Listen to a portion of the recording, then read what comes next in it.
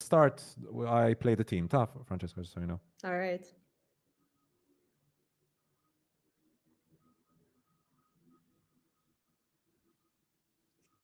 And we're live. And the team is not playing.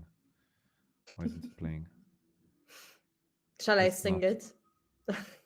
You should sing it. Yeah, it's a good idea. I Anyways, the can't. team isn't As soon working. as I said that, I said I don't know what to sing. Anyways, team isn't working, guys. Hello to everyone. Welcome back to the Adler podcast. Today is episode number 46. And for anyone whose eyes are really sharp, you might be noticing that my camera angle is a bit different, and my camera is a bit different as well, because my camera stopped working basically today. Oh I went to shit. switch it on, and it stopped working. And so I had to scramble, and somehow I managed to connect my mobile to my computer and connected the camera to the computer. To be fair, the quality is not awful, I was about to all say it's considered. pretty good quality. I feel like it's better Yeah, than the quality of my laptop. shit. So well done. In some, somehow in 15 minutes I managed to connect it. And so, my friend, obviously we have a different Franco this time. With me today is Francesca. Hello, Francesca. How's it going? I'm all right, thanks. How about you? Not too bad. Not too bad. I could have done without this extra hassle with the camera. Last 30 minutes I Yeah, I was can cooking. imagine.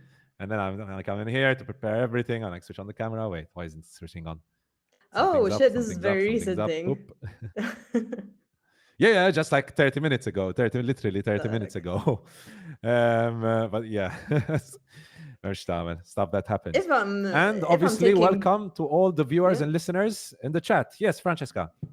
if I'm taking Franco's place, so I have to make a lame joke about what the Adler podcast is all about. In a little bit, in a little bit. That comes after the sponsored section. Before we get Okay. into sponsored section, like I said, hello to all our viewers and listeners. Don't forget to leave a comment in the comment section below. Let me know.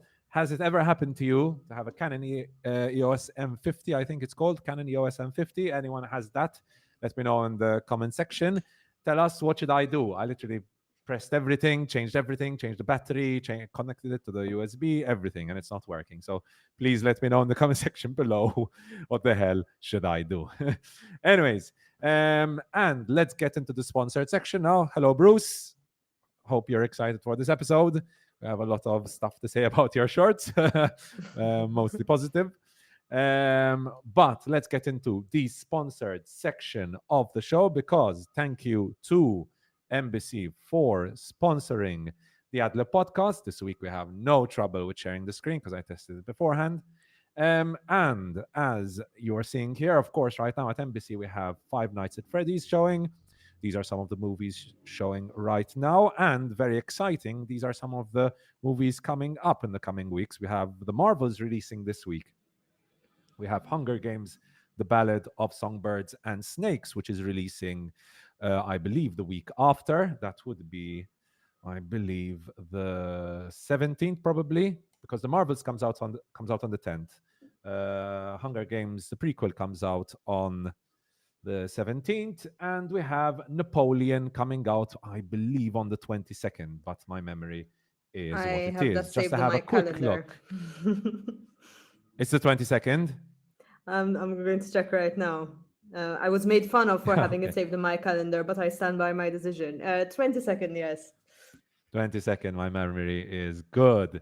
And we have some news about Napoleon to talk about as well. A little short, funny quip by Ridley Scott, which we'll get into later on. Just to have a quick look at what is showing right now at Embassy, we've got Five Nights at Freddy's, like I said, been doing amazing at the box office. I believe it topped 200 million, even more than 200 million. In fact, I think it was made on a budget of around 20 million. And I mean, that's a big hit, another big hit for another good. I mean, I watched it. I think it's one for the fans of the games. Let me put it that way. I think it's one made for the fans of the games. So that's Five Nights at Freddy's. Obviously, Blumhouse with another hit, of course. Retribution, which, like we've discussed before, is an adaptation from a previous, I believe, a Japanese movie, starring Liam Neeson, of course, one for the action fans. One for the family is definitely Trolls Band Together. Always a fun time at the cinema with your family watching Trolls. Definitely not for the family is The Exorcist Believer. That is definitely one for the horror fans. This is an episode which I think is definitely one for the horror fans. We've got a lot of horror movies to talk about and lots of shorts as well. Killers of the Flower Moon. Prepare a lot of popcorn. Prepare a lot of stuff to drink. It's 3 hours, 26 minutes. It's very long, but I believe well worth the visit to the cinema. There was some interesting comments about Killers of the Flower Moon, Francesca, on Prickly Pears. I don't know if you saw the Mm-hmm. discussion about it. Yeah, I did. I did. Some interesting opinions about it. I loved it. I loved it, loved it, loved it. But obviously, not everyone was as in love with it Mm-hmm. as I seem to be. Like I said, the Marvels releases on the 10th. Now, obviously, there is the 3D and the non 3D. The non 3D, so the 2D is at 10:20 in the morning. So maybe that's one for the weekend on Saturday or Sunday at 10:20. If you're a fan of 3D, you have a lot of time slots you can visit, starting obviously from Friday, 10th November. I'll probably be going to watch the 20:45 one, the 8:45 in the evening one on Friday. I think Franco will be coming as well. You're not a fan of the Marvels, right, Francesca? Mm. Not so much, no. I mean, every now and then I do say I should give it a try, but I don't think that's going to be happening right now because there are too many other films that I'm super interested in for me to start the whole Marvel universe now. A friend of mine actually gave me a list Yeah, of how yeah, I yeah. need to watch them. It's a while. Yeah. There's a whole chronological list. It's pretty Mm, complex. yeah. And to conclude, we've got A Haunting in Venice, which I recommend for fans of the Poirot, kind of like the Agatha Christie style of movies, who done it, but it's got a nice little twist of horror in it as well. And Saw X, which has its last two showings today and tomorrow at 8:45. So if you still haven't watched Saw X, very good reviews by the critics. That's showing tomorrow at 8:45 in the evening. Thank you to Embassy for sponsoring this show. Let's get into it. Sorry, Yella, I've been looking at your comment for quite a while. Yella told us, hey, just tuning in for half an hour, but looking forward to seeing the rest tomorrow. Please watch Blue Eye Samurai. And I will be talking about Blue Samurai in a little bit, Yella, when we get into what we've been up to, what we've been watching. Because, Fran, this is, I Mhm. think we can skip the lame joke, Francesca, and get right into it. Oh, damn. We'll skip It's the good lame I didn't Franco have joke. anything in mind. Okay. Because this is the Adler podcast. Here we talk about movies, we talk about TV series, and we talk about video games. This week, obviously, we'll start off talking about what we've been up to. Then we'll get into the trailers. We have 5 trailers. Murder at the End of the World. We've got The Fall Guy. We've got, whoa, there's my mouse sending everything down. We've got The Fall Guy, Kingdom of the Planet of the Apes. We've got Echo and Shogun. To talk about, then we've got 3 pieces of news. We've got an interesting article by Variety on the crisis going on right now with Marvel, talking about Marvel. We've got updates on the SAG AFTRA strike. Just news. I mean, I can mention it now and end it here, to be honest. That The Bear is renewed for season 3. Surprise, surprise. Big hit. Obviously, The Bear is renewed for season 3. Whoop, whoop. And Brendan Fraser has been causing some controversy. His performance in Killers of the Flower Moon, and kind of like everything about his appearance in Killers of the Flower Moon, has been causing some controversy. So we'll get into that with the news coming from Variety. After that, we've got some reviews. We've got All the Lights We Cannot See. We've got Fingernails. We've got Anatomy of a Fall. We've got local movie Mostri, which me and Franco went to watch last day before yesterday on Sunday. And to conclude, the big one, for which I think most viewers and listeners are here, our review of all the shorts at Video Nasties. That will be at the end of the show. So, Fran, without further ado, let's get into it. What have you been up to this week? So I've been watching quite a few films actually. I'm glad. So I mean, aside from I'll set TV aside because it's really just there's a series that I got into a few years ago and then stopped, but recently I felt like some comfort TV, so I've been watching that again. It's called The Marvelous Mrs. Maisel.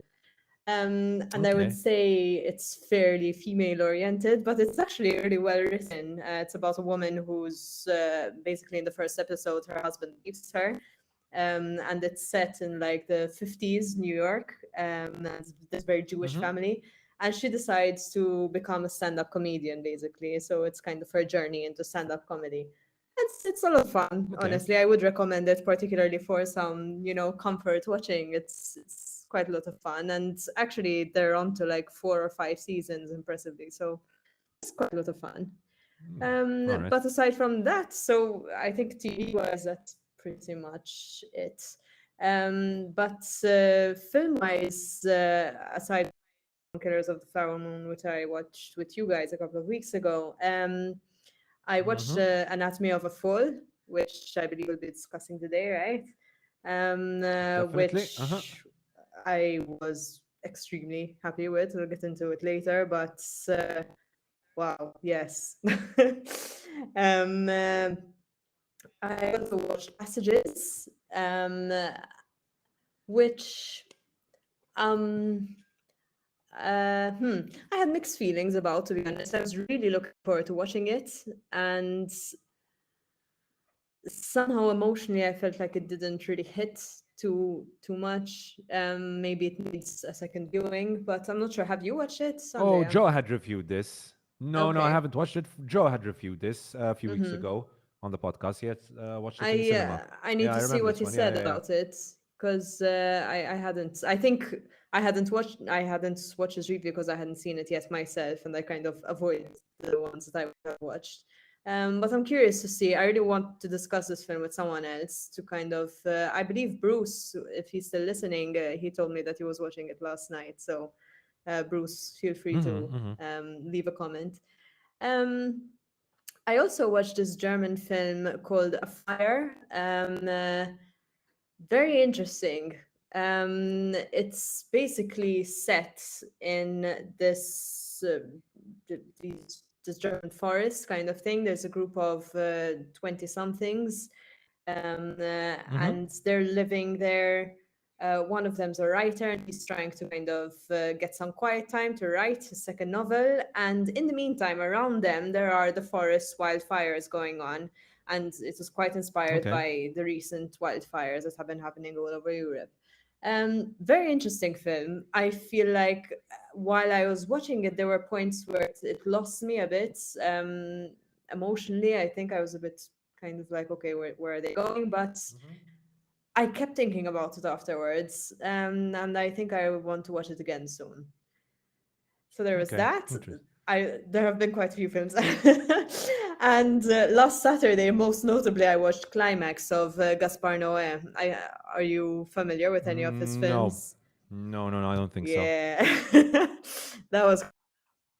Um, uh, I don't even know. In fact, I didn't even give it a rating on Letterboxd because I was so bewildered by it that I didn't even know how to rate it. So just for our viewers and Essentially, listeners, let mm, me share it on the screen so they'll know what yeah. we're talking about. We're talking about climax. Yeah.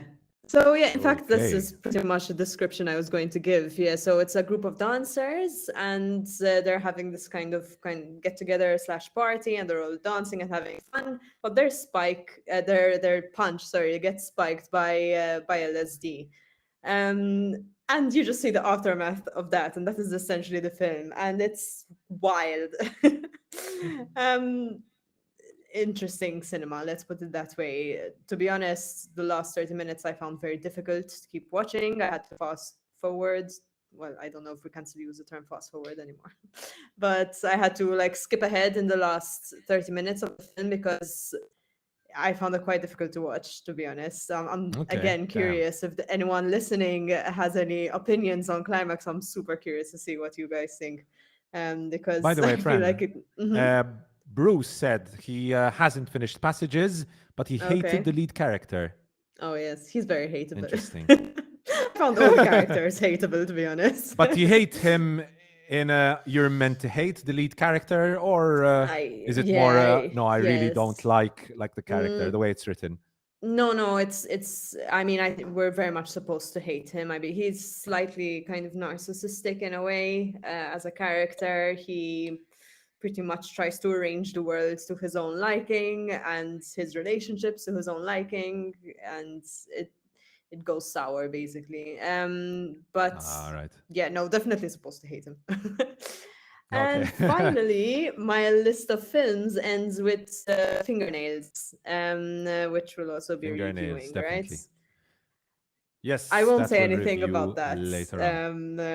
Yes, yes, But yes. again, I feel like it needs a rewatch already. The more I think about it, yeah. So I'm looking forward to hearing what you guys thought. Yes, yes, yes, yes, yes, yes. Well, in my case, Mm-hmm. I finished Gen V, which honestly is a great, great, great series. I should have actually prepared a review for it. Actually, I can give a quick review now for it. Gen V, for Okay. anyone who's watching this and doesn't know what it is basically continues the story of The Boys, which is obviously shown on Amazon Prime. Prime Video, and it's basically kind of like focuses on this younger generation of superheroes who go to Godolkin University. They learn to hone their skills and so on and so forth. The story obviously develops, and there's a little bit of teenage angst. It's true, obviously, you've got teenagers. You're gonna have a bit of teenage angst, but overall, I had a very very good time. I think it's some of the best TV I've watched this year. The writing is so funny. It's just hilarious. It's so funny. The visuals are great. The CGI, man, Marvel really can learn from the visuals in Gen V and The Boys. The quality is so good. Overall, the characters, whilst not as I didn't love the characters as much as I love the characters in The Boys, like Butcher and so on, but still very entertaining characters. I empathize with a lot of the different characters in it. I had a good time. I really recommend if you like The Boys and you like kind of like lots of political commentary and lots of like even social commentary, lots of black humor. There's lots of it's 60 minutes in, so I can say there's lots of dick jokes as well. It's kind of like it's smart humor, but very crude and very crass as well. It's a nice little mixture of everything. So if you're a fan of The Boys, definitely check out Gen V, and fantastic ending, fantastic ending. I love how the final episode kind of like finish the whole story and sets up season 4, I believe, of The Boys, which I'm very excited to see now. But God knows when that comes out, considering what's going on with SAG AFTRA. So that's Gen V. I continued lessons in chemistry. Fran, you continued lessons in chemistry? No, no, I've fallen behind on that. So, in fact, I thought about it. But what do you think? Because, I mean, I don't think I need to be worried about spoilers since I've read the book. How did it continue? Um, uh, Are you liking it? Yes, to be honest, I'm liking it more and more every episode. You know, you had Okay. mentioned that the book is quite funny. There's quite a lot of humor in it. And I thought the first few episodes were quite dour, kind of like there wasn't a lot of humor in it. Mm, But I think the humor really increased in the next few episodes. And the last 2 episodes, especially, I loved, honestly, really, really loved. The humor was very good. nice. I'm laughing constantly. I'm liking Brie Larson more and more every episode. I've really, I'm loving her character, Elizabeth Zott, and she's finally started working in the show, which was what I was Mm-hmm. looking forward to, because like the Yeah. scenes I saw in the trailer of her work, Mm-hmm. on the show are excellent. I thought really, really, really entertaining. So that's great. So far I'm really having a good time watching it. Highly recommend this for fans of Brie Larson, kind of like let's call it like a feminist drama, right? Mm-hmm. Kind of like what would you compare this to, friend? Like story wise, Um, uh, you know I mean, it's quite what different. comes to mind, the chess Uh-huh. series, the chess The series on Netflix. what's her What name? was that? Um, the one with I don't that remember. one. What's her name? Oh, With that one, yeah. Anya Taylor Joy. Anya Taylor Anya Joy. Taylor Joy, that's the one. That And the reminded me a bit chess. of that. Uh-huh. All right. No, I went the Queen's Gambit. That's the one. Queen's I Gambit. went in my head. I went for something quite different, and maybe quite a bit more serious because it features abuse and abusive relationship. Had you watched Maid on Netflix? No, no. That's a fantastic series. I really recommend that. Okay. But it's a bit more serious than lessons in chemistry. As I mean, well, I guess this one also has moments of sexual abuse, but Maid is quite heavy, although it also has some humorous moments.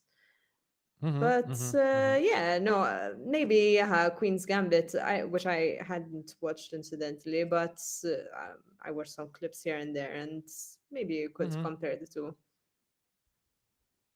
Hmm. So I highly recommend Lessons in Chemistry. This is releasing on Apple TV.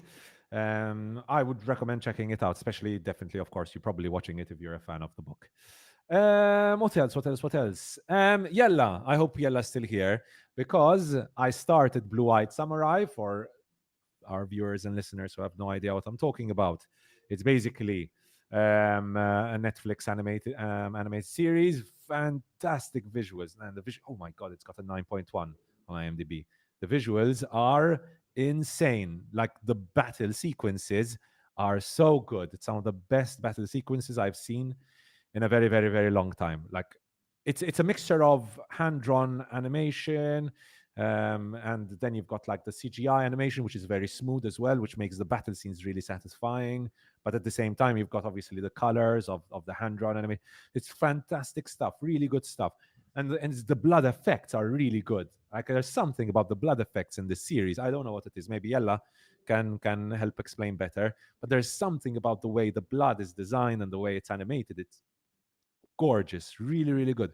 The settings, the villages they visit, the mountains, everything about it, the design of this series is excellent. So I highly, highly recommend Blue Eye Samurai if you're a fan of kind of like the samurai movies, the classic samurai stuff.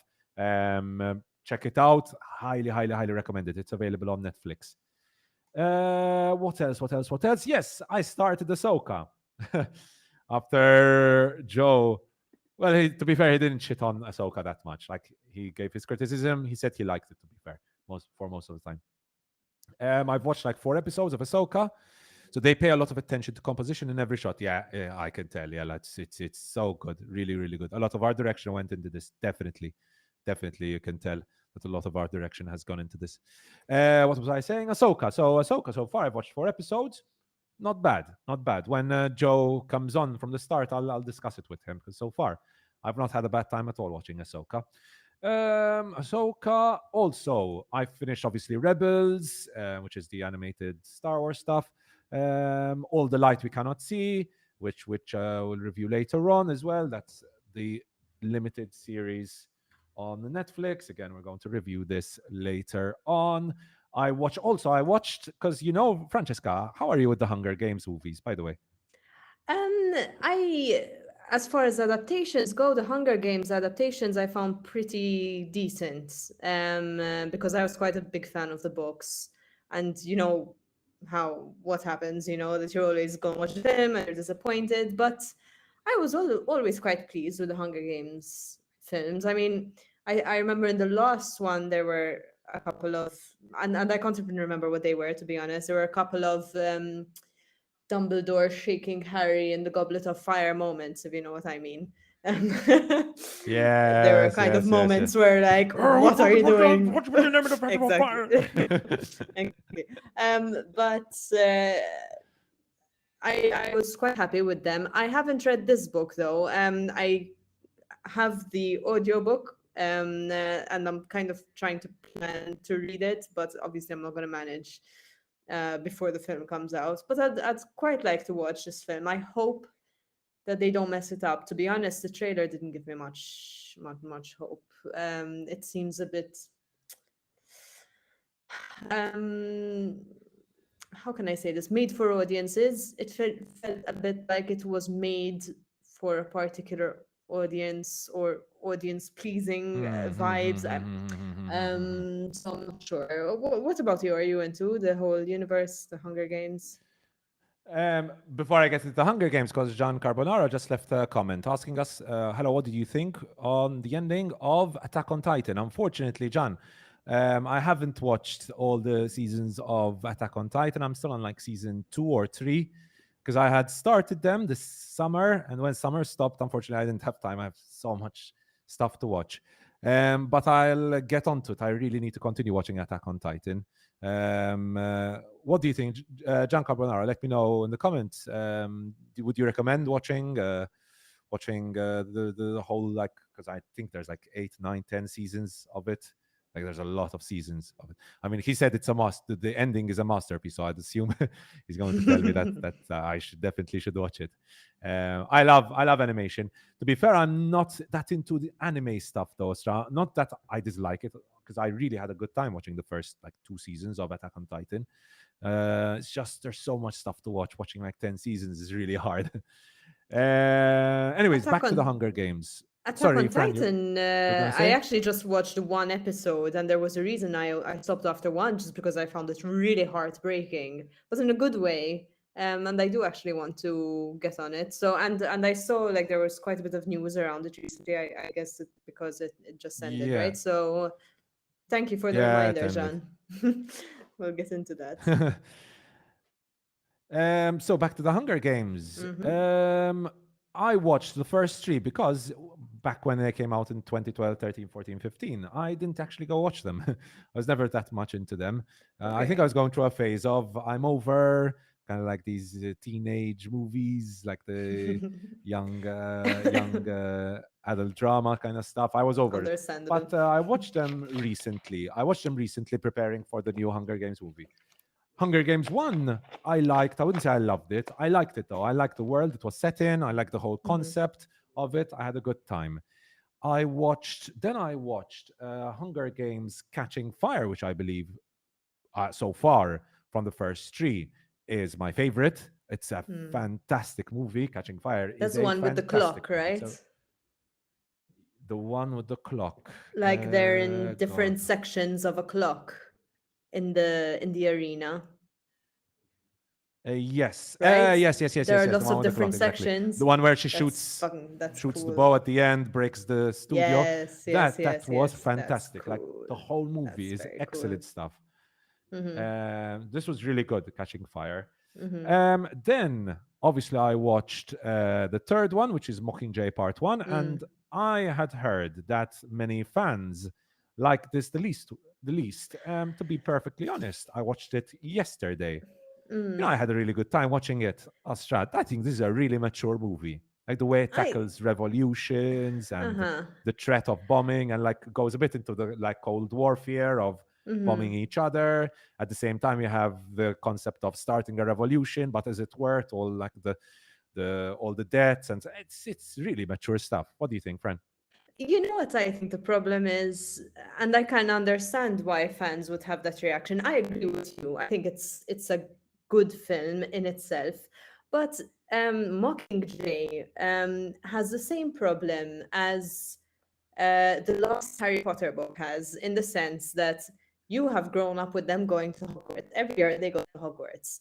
And Hogwarts is fun, and we look forward to going to Hogwarts because we know the area, it's cool, it's magical, and so on. And although it's on a smaller scale, the same thing happens with Hunger Games, right? Because Hunger Games, they go to the arena. The arena, it's interesting because you're going to say, oh my God, what did they do? You know, in the second book, it was really cool because they did the clock thing, you know? And you'd almost be Hmm. kind of expecting to want another cool thing, another cool arena. Um, but then when I mean, all right, you get that kind of element when they're going around to the capital, which I think is part two, I believe. I can't remember if it was part one or two. But I it's haven't like watched you're part two, so I can't. okay, fair enough. But you kind of miss that element. Like it's like Yeah, missing yeah, yeah, Hogwarts yeah, yeah. in the last book, you know? There's like Yes, they're at yes, war now. They're not doing that thing anymore. yes. Um, Yeah, yeah, yeah. so I can understand how fans would have had this reaction. I had that kind of reaction as well, even though I thought it was a good film. So yeah, that's my take on it. There's that scene to conclude on this. There was that scene, Hmm. the famous song, the Hanging Tree, I think it's called, the scene Yes, where yes, yes, where yes. like the revolutionaries charge in with the bombs and destroy the Hmm. dam. And that scene was really good stuff, It's Astra. beautiful. Yeah, Um, agreed. so far I've had a good time watching them. Now I'll watch part two Hmm. and prepare for the 17th, because it's the next Hunger Games movie comes out on the 17th. Hmm. So that's pretty much my week. Obviously, Fingernails, which we'll review later on. So that was basically my week. So I've watched a lot of stuff this week. Nice. So Fran, I think we can get into the trailers. I believe All because right. we've got a few trailers, we'll just skim through them really quickly because obviously Time is what it is. And starting off, Fran, are you a fan of Emma Corrin? I think I've only seen her in The Crown. I'm trying to remember if I've seen her Yeah, anywhere same else. here. But yeah, no, in The Crown she was incredible. She looked Oh, it's interesting here as excellent. well. I Oh, and mean, the trailer obviously isn't enough to see what her acting is going to look like here. But in The Crown she was just phenomenal, I thought. Mhm. So to get into it, so this is basically the trailer for A Murder at the End of the World, which is, I believe, a series coming out very soon. It releases, you can see here, on November 14th, so coming out very, very soon on FX. Just to have a quick look. Obviously, I can't play the whole trailer. I'll just show some clips. It's described, Emma Corrin's character is described as a Gen Z Sherlock Holmes, which which is an interesting way of putting it. It's basically theater circles around the guests visiting a retreat at a remote, beautiful landscape. As the plot unfolds, Darby finds herself questioning everybody for the murder after a guest dies, including the house owner Andy, who is Clive Owen, who is then heard saying, "You grow up on crime scenes and you think this is one too. It's not." So it's kind of like a who done it, but Mm-hmm. like a maybe like a more modern take on the who done it. By the way, John Carbonara let us know 100% you should watch it. It's super crazy and fun to watch. In fact, Christopher Nolan said the Attack on Titan ending is so agonizingly harrowing, even Christopher Nolan can't predict the twist. Damn, that sounds really good. You know what, John Carbonara, before I move on to this trailer, I love to watch a lot of series whilst I train. Like in the morning, I train for an hour and a few minutes. And generally, I watch series at that time. That's how I watch like 7 seasons of Clone Wars and 4 seasons of Rebels.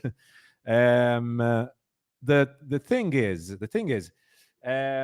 since Attack on Titan is obviously I don't like listening to like the dubbed English voice acting. I'd love to listen to like the original language being used.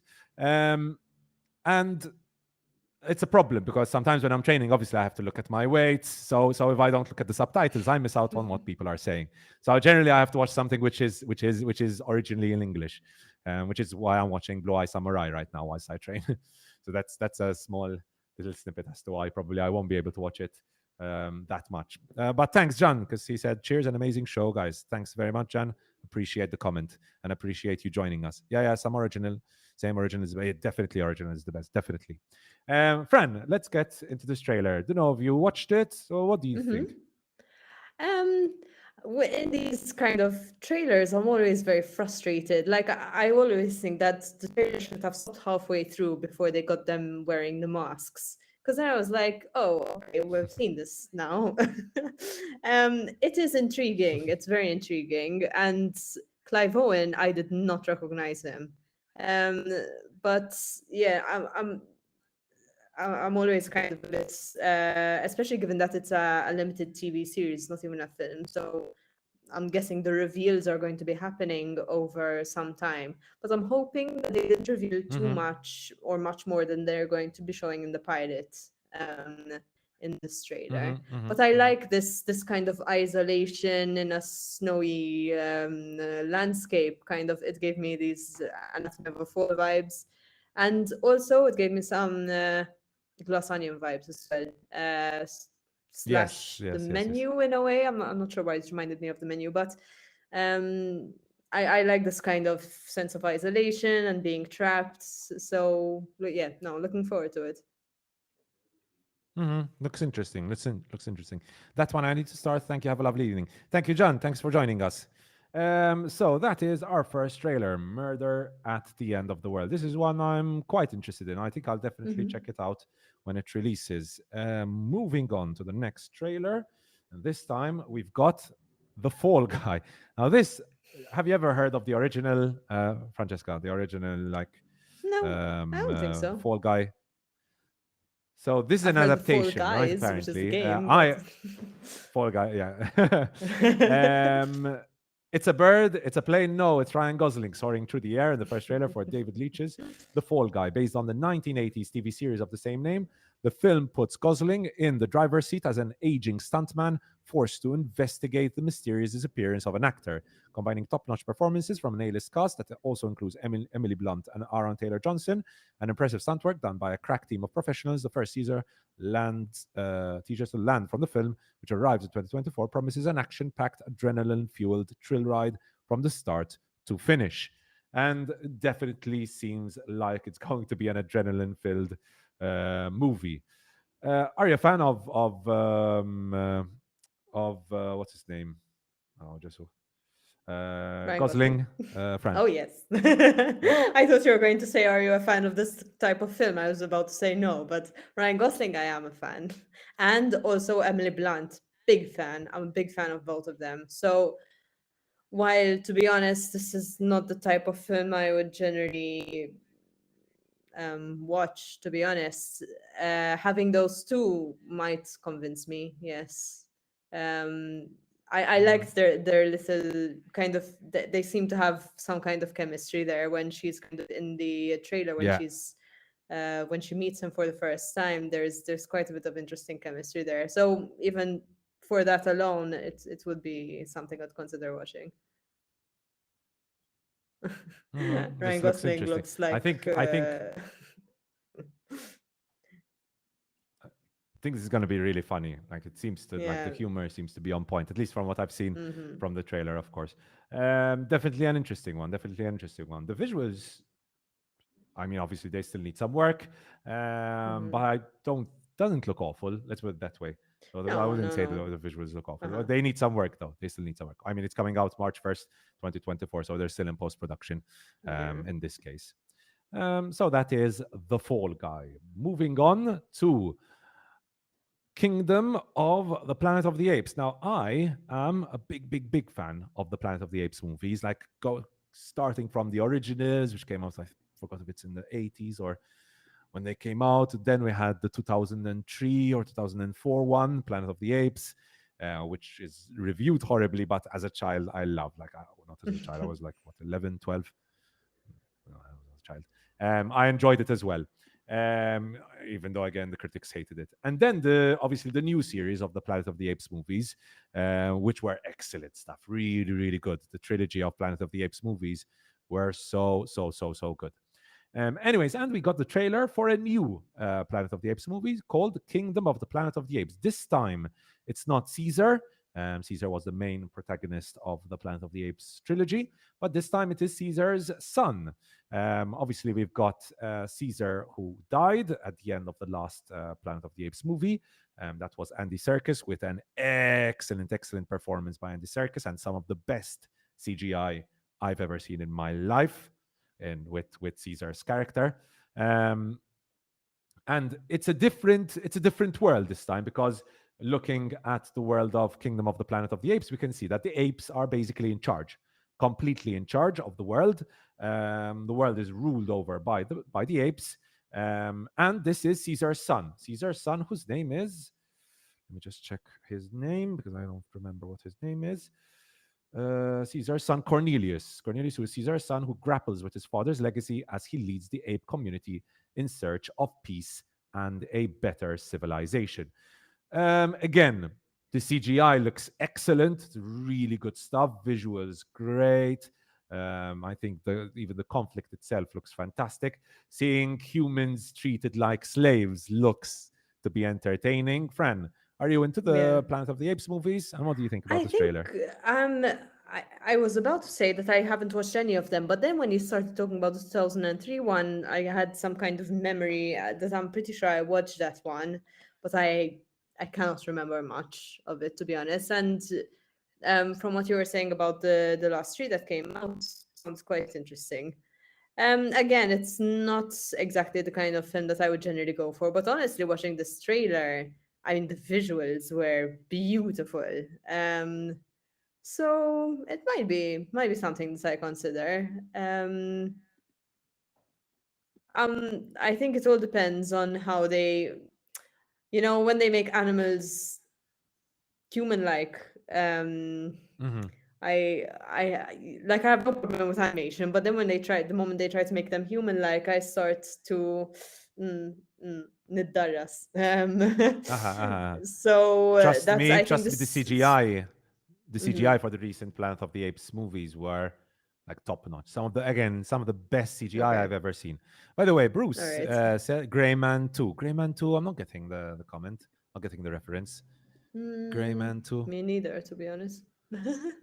Sorry, Bruce, not getting the reference there. We need some more But specifics. but yes, man, the Planet of the Apes CGI just gorgeous, gorgeous stuff. Really, No, really good it stuff. does look very good visually. Moving on to another trailer. Fran, I don't think you're going to have much to say about this. The Echo trailer, Afraid because not. obviously I don't think you're that into the like whole Hawkeye, Daredevil, She-Hulk world. Like, I arrive at Daredevil and pretty much stop there. But yeah, no, take this one yourself. yeah, you actually, I wish I could have stopped at Daredevil, but you know, having a YouTube channel on movies makes it a little hard not to watch all the Marvel stuff. It is what it is. It is what it's up. We suffer for our audience. Um, no, to be fair, it's not all bad. It's not all bad. This, to be fair, does not look half bad. So I had, let me be honest. So here we're talking about the trailer releasing of Echo, which is going to be a series releasing, I believe, in January. Yeah, January 10th on Hulu and Disney Plus. Apparently, it's going to be 5 episodes long. All episodes will be released on January 10th. So it's not going to be like week after week releases, which is probably a good thing. Which is probably a good thing for Echo. It's not that popular of a series, so if you're releasing it week after week, you probably lose a lot of viewers with this. Now, with regard to Echo, I was not that excited at all to like see what happened to this character. This character appears in Hawkeye, has some quite a few scenes. To be honest, didn't seem at all as an interesting character. Like I was not interested at all in the character of Echo. But watching this trailer, first, of course, we have to talk about the Vincent D'Onofrio of it all because I love Vincent D'Onofrio. I watch anything with him in this series, and seeing him beat up the ice cream dude in this trailer was pretty fun. Like I love Vincent D'Onofrio and seeing him like duke it out with someone. Like you'll remember him fighting with Daredevil, right, friend? I mean, that was some really good Yep. stuff. I think Yeah, that was this was there was season two the in Daredevil. car the car scene, right? The car door scene. Yes, yes, yes, That yes, yes. was so I impressive. mean, Damn. obviously, this is a different. Oh my God, what's the character's name? What's the name of Vincent D'Onofrio's character? Oh, the villain who Fisk, appears right? in Wilson Fisk. Wilson Fisk. This is a different Wilson Fisk to the one we saw in Okay. Daredevil. He Hmm. in Hawkeye, he seemed to have like some kind of like superpowers. He seemed to be powered. Like in Daredevil, he was just a big dude, basically. Mm-hmm, Obviously, hmm. very intelligent and controlled people, manipulated people, and whatnot. In this, he seems to be super powered, at least what we saw in Hawkeye. Let's put it that way. Overall, the trailer seems gritty. It's the first mature Disney Plus series, basically, we're getting from Marvel, which piques my interest a bit more. There's blood. We see people dying, and it's mature stuff. I still won't say I'm excited to watch it. I will because I'm a completionist, and I watch everything. But Fall Guy looks like another the Gray. Oh, Fall Guy looks like another the Gray Man. Said Bruce. Have you I'm watched the Gray googling the Man, Gray Francesca? Man. I'm googling it now but I watched it. actually, yes. I It's a mean, Ryan Netflix Gosling, movie. Anna de Armas. It's It it's does a, look it's like a it. Netflix movie with there was Chris Evans, no, in it, I believe. Hmm. Chris Not Evans, Anna de Armas. Chris That was Evans. boring. That was so. Not great He said Fall reviews. Guy looks like another The Grey Man. To be honest, Bruce, Mm. I you watched The Grey Man, obviously. I did not like The Grey Man at all. I thought it was fine for what it was, much better than most of the Netflix trash movies that come out. Like recently, the trash that has come out on Netflix. The movies have been horrible. But yeah, I will agree. I can see some parallels with it, like especially with the visuals in it.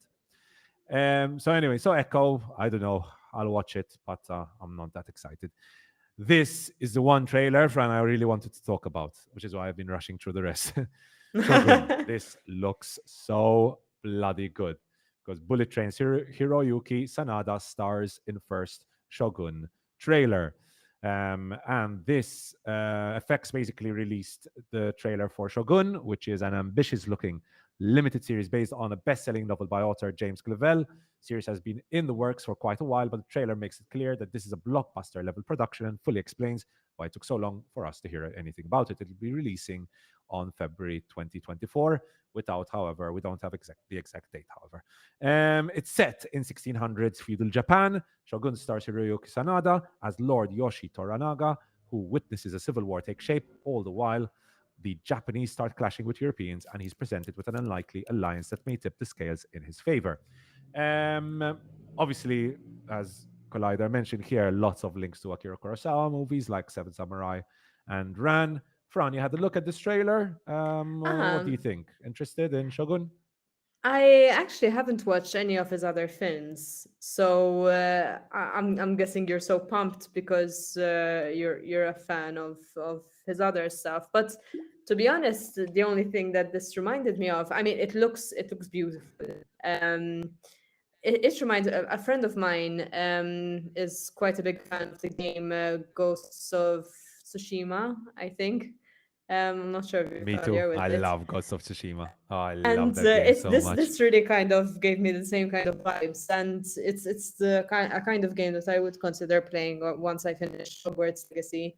Um, so yeah, looks interesting, but I can't say that I'm as pumped as you are for it. I love the setting. I love Hmm. as I was saying about Blue Eye Samurai. I love the setting, and again here the setting looks great. Like the visual, some of the cinematography here is excellent. I just love Hmm. anything set in Japan. Anything set in Japan. Um, um, uh, yeah, this looks really good, and even the fact that you've got like massive armies battling it out as well. This does not look like a series. This looks like a massive $200 million movie on the screens. I'd love to watch this on the big screen. To be honest, like this Yes. looks so good. Like this scene, man, and then zooming out, like, and even it seems to have a lot of backstabbing as well. So there seems to be like some manipulation going on, political Hmm. stuff happening here and there. um, this looks so good, man. I don't know where FX got the budget for this, but this is really good stuff. I'm so excited for this. I'm really pumped. Can't wait for February, man, to see this. Yeah, no. When whoa, cars driving outside, Fran. Yes, uh-huh. Did that come up quite loud? Yeah. Yeah. So that's Shogun. Really excited for this. All right. So that's the trailers. Fran, we'll get really quickly into the news. This, I'm going to skim through really quickly. Again, you're not that much into the Marvel stuff, so you're not going to have too many thoughts on this. But just to skim through it really quickly, a lot of people have been talking about this article by Tatiana Siegel on the crisis at Marvel. I skimmed through, I scanned through it, like went through it in detail, and I wrote down some short points on what I think about it. First of all, I agree there is a big Jonathan Majors issue. Obviously, we know that Jonathan Majors right now has his court case, sexual abuse, sexual assault court case going on right now, and him being the big baddie of phase five basically is a big problem, right? Do you recast the character? That's a big problem. And of course, right now there's Loki going on as well, and he's a big part of Loki as well. So there's the Jonathan Majors issue of it all. The Marvels, which is releasing this week on Friday. Apparently, it was super expensive, like went way over budget. Lots of reshoots. Again, likely to disappoint at the box office. So that's another big problem. Apparently, even I don't know if this is something that's common, friend. Is it Mhm. normal for a director of a movie to like start working on a new movie whilst they're working on post production on the previous movie? I don't know if that's a Um, normal thing or not. I think it depends how. I think I've heard of this happening before. I think the amount that they get involved in post production tends to vary. I might be wrong here, but I have heard of situations where in post production the director sometimes tends to take a back seat. And Hmm. well, I guess if he's starting a new film, it must be the case. I don't know how he would manage Yeah, yeah, both at yeah, the same time. yeah. But yeah, no, it's interesting. I I don't know if this was something that was planned from his end, but Yeah, the I director wonder said what. it was planned, but obviously there was a lot of controversy. But apparently, most Of most course, of the directors who work with Disney are like basically are paid to stay for like half a year or a year after finishing the yeah. movie, just to make sure they can work on the post production as well. Keeping in mind that Mm, many Marvel movies, like they finish filming and everything, then suddenly they're like, oh shit, we have a whole part of the movie which we need to reshoot again. So then they bring in the shit. director and bring in the whole cast again, which is why obviously, I mean, this is lack of planning, right? This is clear lack Yeah. of planning.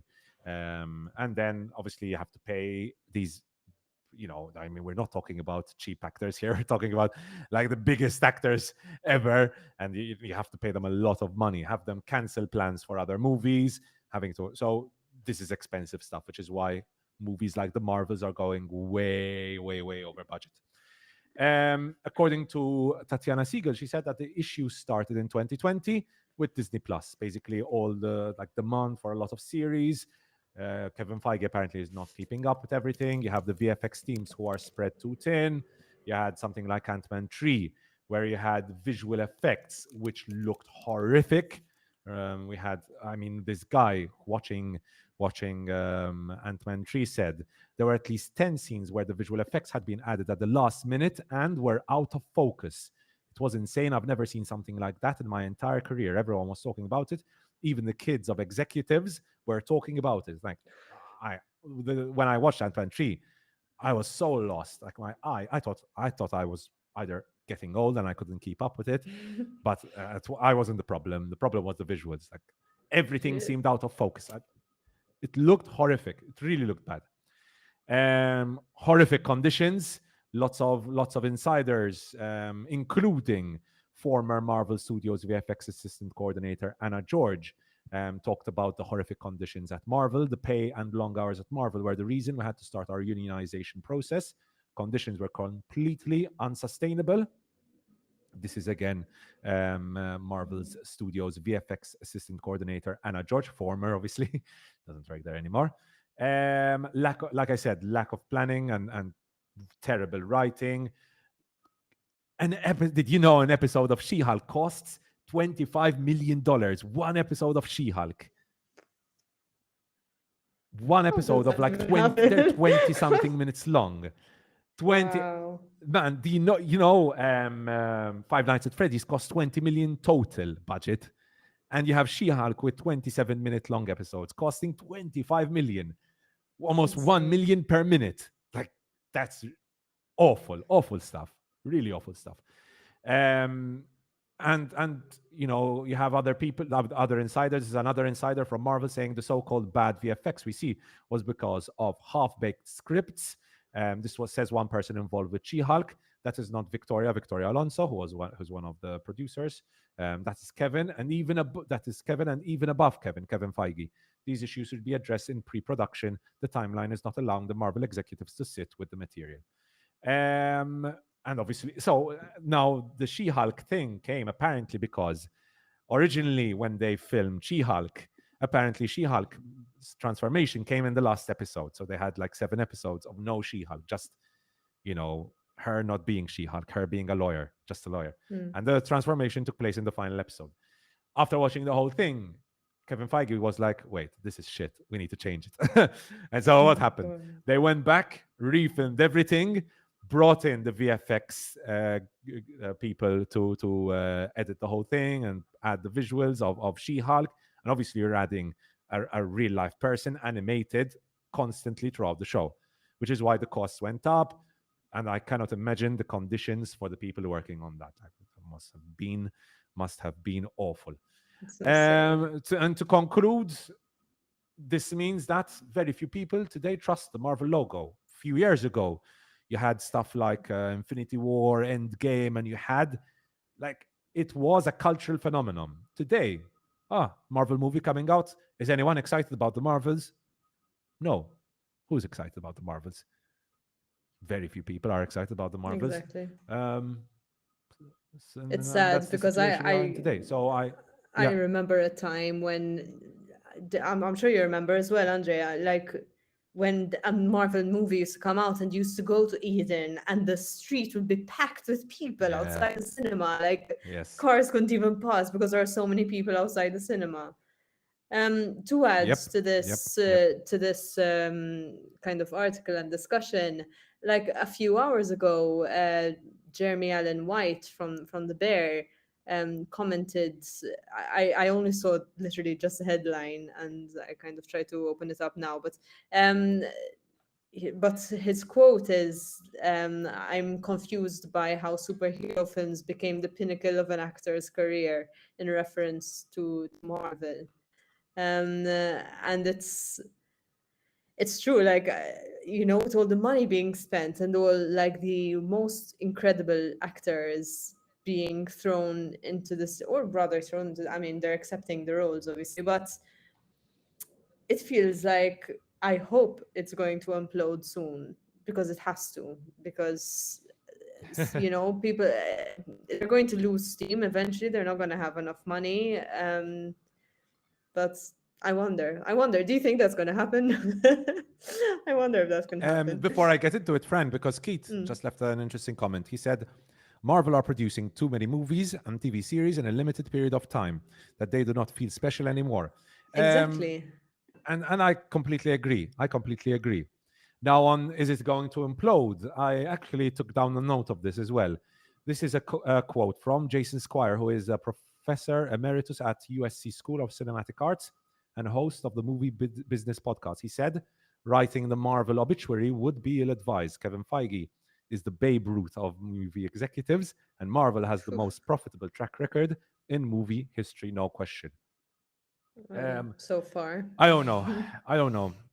So far, I think serious decisions need to be taken by Kevin Feige and Disney.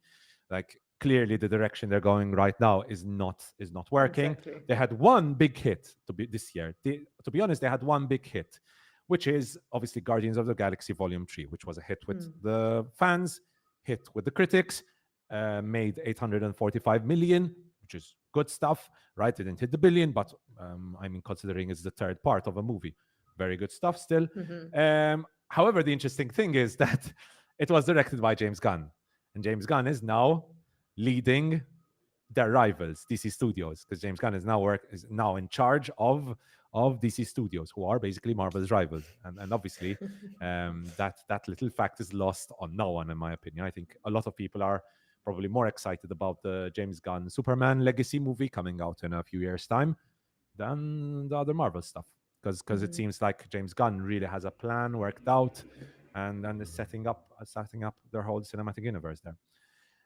So interesting stuff here. It will be interesting to see, like for example, next week we'll see how the Marvels does at the box office. I'm predicting Mm. it's going to be a big disappointment, probably not reaching more than 70, 80 million. I wouldn't say more than 80 million, but we'll see. Place our You bets. mentioned Alan White, Fran. Mm-hmm. Just a Yeah. quick note, like I said at the start, The Bear is renewed for season 3 by FX. Another good decision by FX, obviously, to renew The Bear. The Bear will remain open for business. So for fans of The Bear, yes, The Bear is renewed for season 3. So that's a big quick note on The Bear. Really quickly wanted to give a quick update to our viewers and listeners about the SAG AFTRA stuff that's going on right now. Right now, we know that AMPTP, who are the Producers Guild, just gave SAG AFTRA their what they call the last best and final offer, which I think is very, very unfair to say. Saying that your offer is the last best and final offer is like a threat, for in my opinion. That's not the way it should be working if you want to reach a true agreement with SAG AFTRA. Um, and yeah, still some essential items on which SAG AFTRA did not agree, especially including AI, which is a big issue. The AI stuff is a big issue because, as I was reading, there are some issues dealing with consent. Like actors want to be able to give written consent if any of their likeness is going to be taken and used by AI, which obviously I think is a must, is definitely a must. And like I said, amongst other things, the union is seeking a veto over AI uses to create digital doubles. The union also wants minimum pay rates for the use of AI to create digital likenesses, as well as ironclad consent requirements. I think these are must. I think if AMPTP are denying SAG AFTRA these rights, in my opinion, on the issue of AI, I think SAG AFTRA should just continue striking. Like, no way should you ever agree, to let these fucking production companies take your likeness and do whatever the fuck they want with it. I think that's very, very, very It's insane, right? unprofessional and is not something that should be accepted. Friend, don't know if you have any thoughts Mhm. about this. Yeah, no, totally agreed. And in the meantime, it seems to be something that's happening still, even though without permission. Because I think it was last week I saw that Scarlett Johansson was suing some app. I can't remember which app it was, but they use a bit of her where she's shown in, I forgot what film it was, Black Widow maybe, but Okay. her a clip of her from the film, and they actually just use it for an ad, um and it's insane how people are just doing this, and they think what, that there aren't going to be any repercussions. It's like, it really feels like things are spiraling out of control, and it's really sad that the people who should be protecting them are refusing to do so. And Hmm. they Hmm. should, I mean, obviously, we say it with a heavy heart, right? That they should keep striking, because the more they strike, we're not going to be seeing any new stuff. But I stand behind them 100%. It's really sad that this is happening. Indeed. Indeed. Indeed, indeed. Of course, no one enjoys striking, right? I mean, it's not like Of I'm telling them, course. yeah, go out, yeah, have a good time. No, of No one enjoys course, of striking. course. I mean, it must be You very, know, it's worrisome for them because they don't have an income, right? actors I want to mean, work. exactly.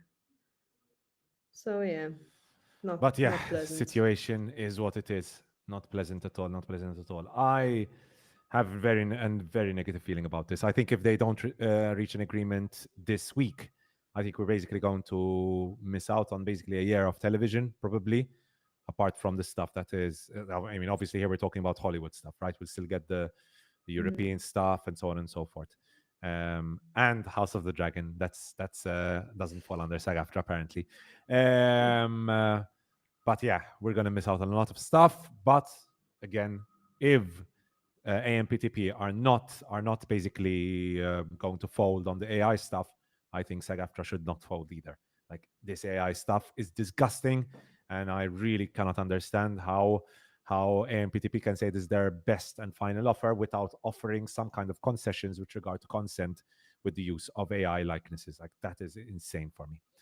Um, so I think we can end the news here, Fran, because we've got a lot of stuff to review. Obviously, we'll get Let's do it. into first. We can start with the series. Basically, one series, All the Light We Cannot See, which I will be sharing on screen in a bit. Fran, did you get to watch All the Light We Cannot See? No, I just watched maybe like 15 minutes of the first episode today, while I was having my lunch, but unfortunately I didn't manage to watch anything else of it. Um, it seems interesting. It seems interesting, and the protagonist, that when she showed up on screen just a few seconds ago, um, I liked what I saw in just the first kind of couple of scenes that I saw. I'm not sure script wise if it's something that would keep me there throughout a series. And honestly, I found that 1 hour per episode is quite. I mean, I guess okay, it's a mini series, so it's understandable it would be that long. But when I see 1 hour for an episode, I do get a bit restless sometimes. Because I say, Yeah, I could same here, same almost be here. watching a film. Yeah, exactly. I mean, add 30 minutes and you can watch quite a few movies at 1 hour, 30 minutes Exactly, there. exactly. It's like when we watched Killers of the Flower Moon, and it's like we could We have just watched watched two two movies. films. Exactly, exactly.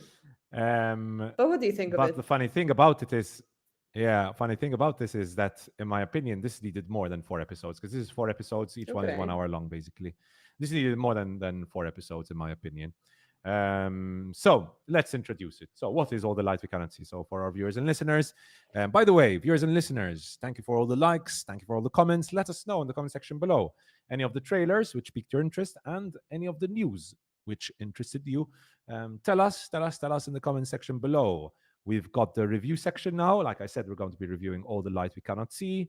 We've got Fingernails to review. Fran will be giving her review of Anatomy of a Fall. By the way, I haven't watched Anatomy of a Fall. Fran, Oh, sad. Franco watched it. I didn't have Okay. time to watch it this week. I watched so much Hopefully, stuff. Franco will I watched manage it to this week. I join watched us it in the then. weekend.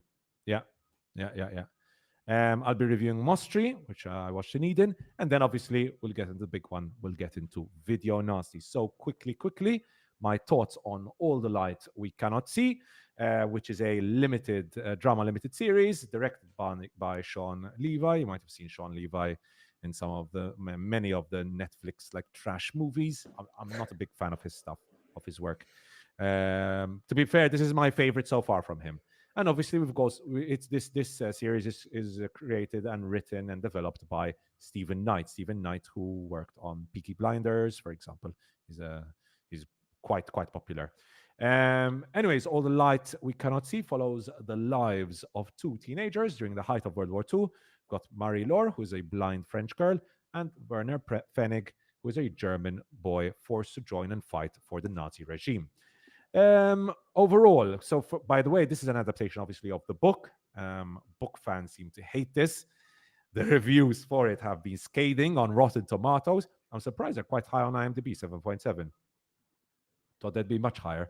I have a feeling if I go into it, not bad. I thought there'd be much more ones than there are here. So probably the IMDb people who reviewed it haven't read the book, and the Rotten Tomatoes people who reviewed it have read the book, because on Rotten Tomatoes it's doing really bad. Anyway, so what did I think about All the Light We Cannot See? As a non-book reader, so don't crucify me. If you've read the book, I haven't. I have no idea what happens in the book. I can just comment about the series. Overall, as a series, I had a good time watching it. I was interested most of the time in what was happening. I think that overall it's a very well produced series. The production design seems decent. Most of the visuals, in my opinion, are decent. Yes, some of the CGI is a bit iffy here and there. And I don't know if you noticed, friend, but Mhm. whenever one of these like Netflix or Apple TV create like a World War II series, they usually give it like this. I like to call it like this warm effect to it, this like brown orange effect to make it look like it's an old movie. Did you notice Yes. it Now that you mention it, with All the Lights yes. You Cannot See? I can't stand it, man. I can't stand it. I hate it so much. Oh my! I really hate that effect, man.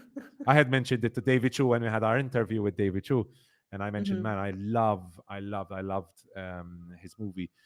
Um, um, the colors he had were so bright and popped out so much, and here everything's like brown and orange. I hate that effect so much. It's one of the things I wish we could like completely eradicate from Hollywood. And that brown orange effect, I can't stand it, man. Can't stand it.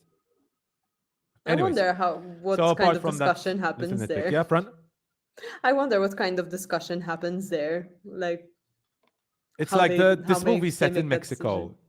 Mexico. Make everything orange. Like I don't get it, and I really don't get it. Exactly. I really don't get it at all. Anyways, performances are really good. Like Aria Mia Loberti, this is her first movie. She's so good. She's obviously a blind actress, and she acts as a blind French teenage girl, and she is the heart of the show. She's so good. I love her. I love her. Hope we can see her in more stuff. So overall, I had a decent time, but I have a lot of nitpicks. I think it's mostly nitpicks here and there with regard to All the Light We Cannot See. Nitpick number one, the accents. Good God, what's going on with the accents? The accents are a disaster. Like, I don't know why. The Germans have a German accent, right? So you notice most of the Germans have a German accent. But then the French have, some of them have a Scottish accent, some of them have a British accent. There's Mark Ruffalo giving the weirdest accent ever. He's like, I don't get what accent he's going for. I really don't. He's like, oh, he sounds like a Parisian. And he's like, I really, really don't get what is going on with his accent. I don't get it. And in fact, I really didn't like his performance in this Mark Ruffalo. I thought the Lewis Hoffman and Aria Mialaberti were great. But Mark Ruffalo was, in my opinion, I wouldn't say terrible, but really not good at all. Really not good at all. So that's with regard to the accents. Werner, who's supposed to be a big part of the story, Werner Fennig is given short change in this. His character is really given little to nothing with regard to like character development and focus. I wish they gave a bit more focus to Werner, which is why I think this could have done with at least one more episode. So one more episode focusing on Werner. This very much needed it. And that one episode could have helped the story develop better because I feel like some parts were a little rushed here and there. But overall, I think most of the harsh criticism there has been, I mean, too harsh in my opinion. Too harsh. I think this is a decent 3 out of 5 series. I wouldn't like if you had to ask me, do I recommend it? If you're a big fan of World War II dramas, I would. But I mean, it's on Netflix. If you have Netflix, might as well watch it. It's a decently produced series, much better than most of the trash that comes out on Netflix. So overall, I think yes, I do recommend it, but it's not like don't expect the best series ever. It's a 3 out of 5. It's a 3 out of 5. So those are my thoughts on All the Light We Cannot See. Fran, shall we get into fingernails? Let's do it. I'm excited. So, first of all, what is fingernails about, and what did you think? Okay. So, shall I go? Yeah, go ahead, Fran. Go ahead. Okay. So I'll just read because I don't want to add any extra spoilers to what IMDb gives us. So I'm just going to read out what IMDb has. So Anna and Ryan have found true love, and it's proven by a controversial new technology. There's just one problem, as Anna still isn't sure. Then she takes a position at a love testing institute and meets Amir. So if I had to condense this into, actually, this is something I heard about it, so I can't claim it as my own. But someone said this is kind of like the Black Mirror of some kind of uh, dating or marriage situation.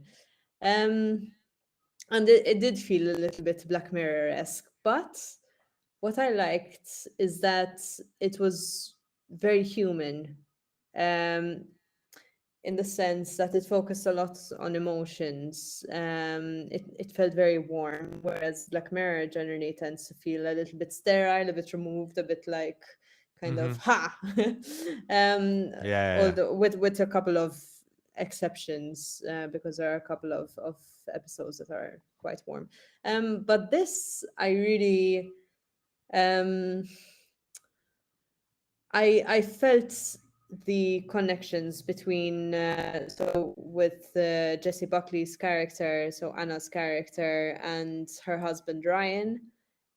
So I felt the relationship there, the kind of security that there was in that relationship, but also the kind of it a little bit stale, maybe a little less exciting, and even the chemistry that she has with Amir, with Riz Ahmed's character. Um, it was honestly, Jessie Buckley is one of my favorites actresses right now. I love watching her in anything she does, and I try to watch her in everything that she does. So it was quite a treat for me, aside from obviously Jeremy Allen White, who I think it's the first it is the first time I've seen him outside the Bear, so that was quite nice as well. Um, I wasn't sure. how much I bought into certain points in the plot. Um, like towards the end, um, uh, just a bit of a spoiler warning, maybe. Towards the end, when she decides to kind of go to Amir's place, um, I wasn't sure. I wasn't sure about certain decisions that were taken. I felt like there could have been a bit more build up to when she decides to do that ultimate um, Mm-hmm. nail extraction. Nail extraction. Let's um, go with that. Yeah. when she does that, at the very end of the film, I found it was a good climax, but I feel like we needed a bit more of a build up to that decision. I felt. Mm-hmm. Um, Mm-hmm. uh, that being said, I do feel like I need to watch it again Mm-hmm. because I and this happens to me in a lot of films, especially something a bit more, maybe I don't know if we can call this sci-fi, but when I'm still grappling with a concept, okay, all right, so they have to remove the nails. Oh my god, that's weird. Like my mind is still kind of processing this stuff, for me to kind of really sit with the characters and say like, okay, oh, okay, I'm feeling this with them right now. Um, So, in fact, on a first viewing, I believe I gave the seven out of 10, Mm-hmm. which I think I expected a bit more, or I expected to like it more, maybe because I had actually watched his first film. Let me see if I can try pronounce the director's name, Christos Nikou. Christos Niku. I had watched his first, I believe it was his first film or his previous film, Apples, and that I Yeah. loved. I absolutely loved. Did you watch that? No, haven't That watched I really apples. recommend it. So it's basically about there's this kind of pandemic where people are getting amnesia, and it's kind of the exercises that this man does to kind of try and retrieve his memories somehow, and it's super interesting. I think um Mm-hmm. this director, and even acting as a writer, he gets these really good concepts, and I thought that both Apple and Fingernails are really good concepts. I feel like Fingernails somehow, somewhere along the line, a beat was missed for me. I will still watch Mm-hmm. it again to see if my second viewing kind of fixes that or not, but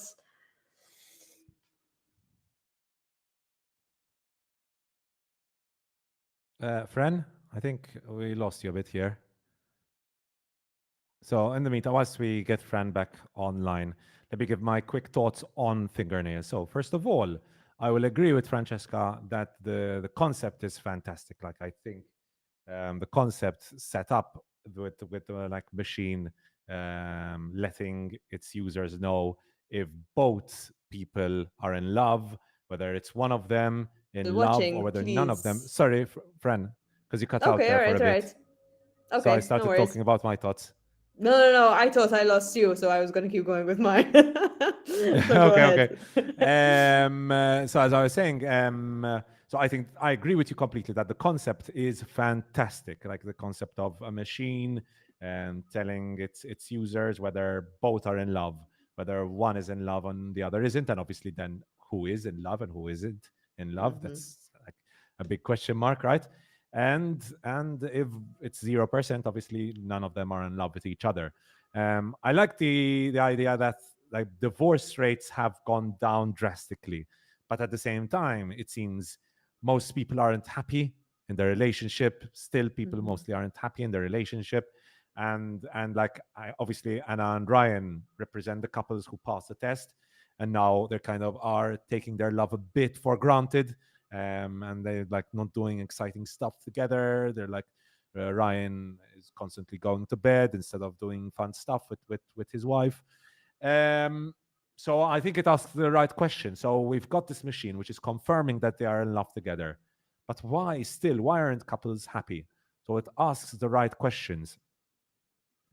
Um, so that I liked. That I liked a lot. I liked the performances. Obviously, Jessie Buckley had really good chemistry with Riz Ahmed.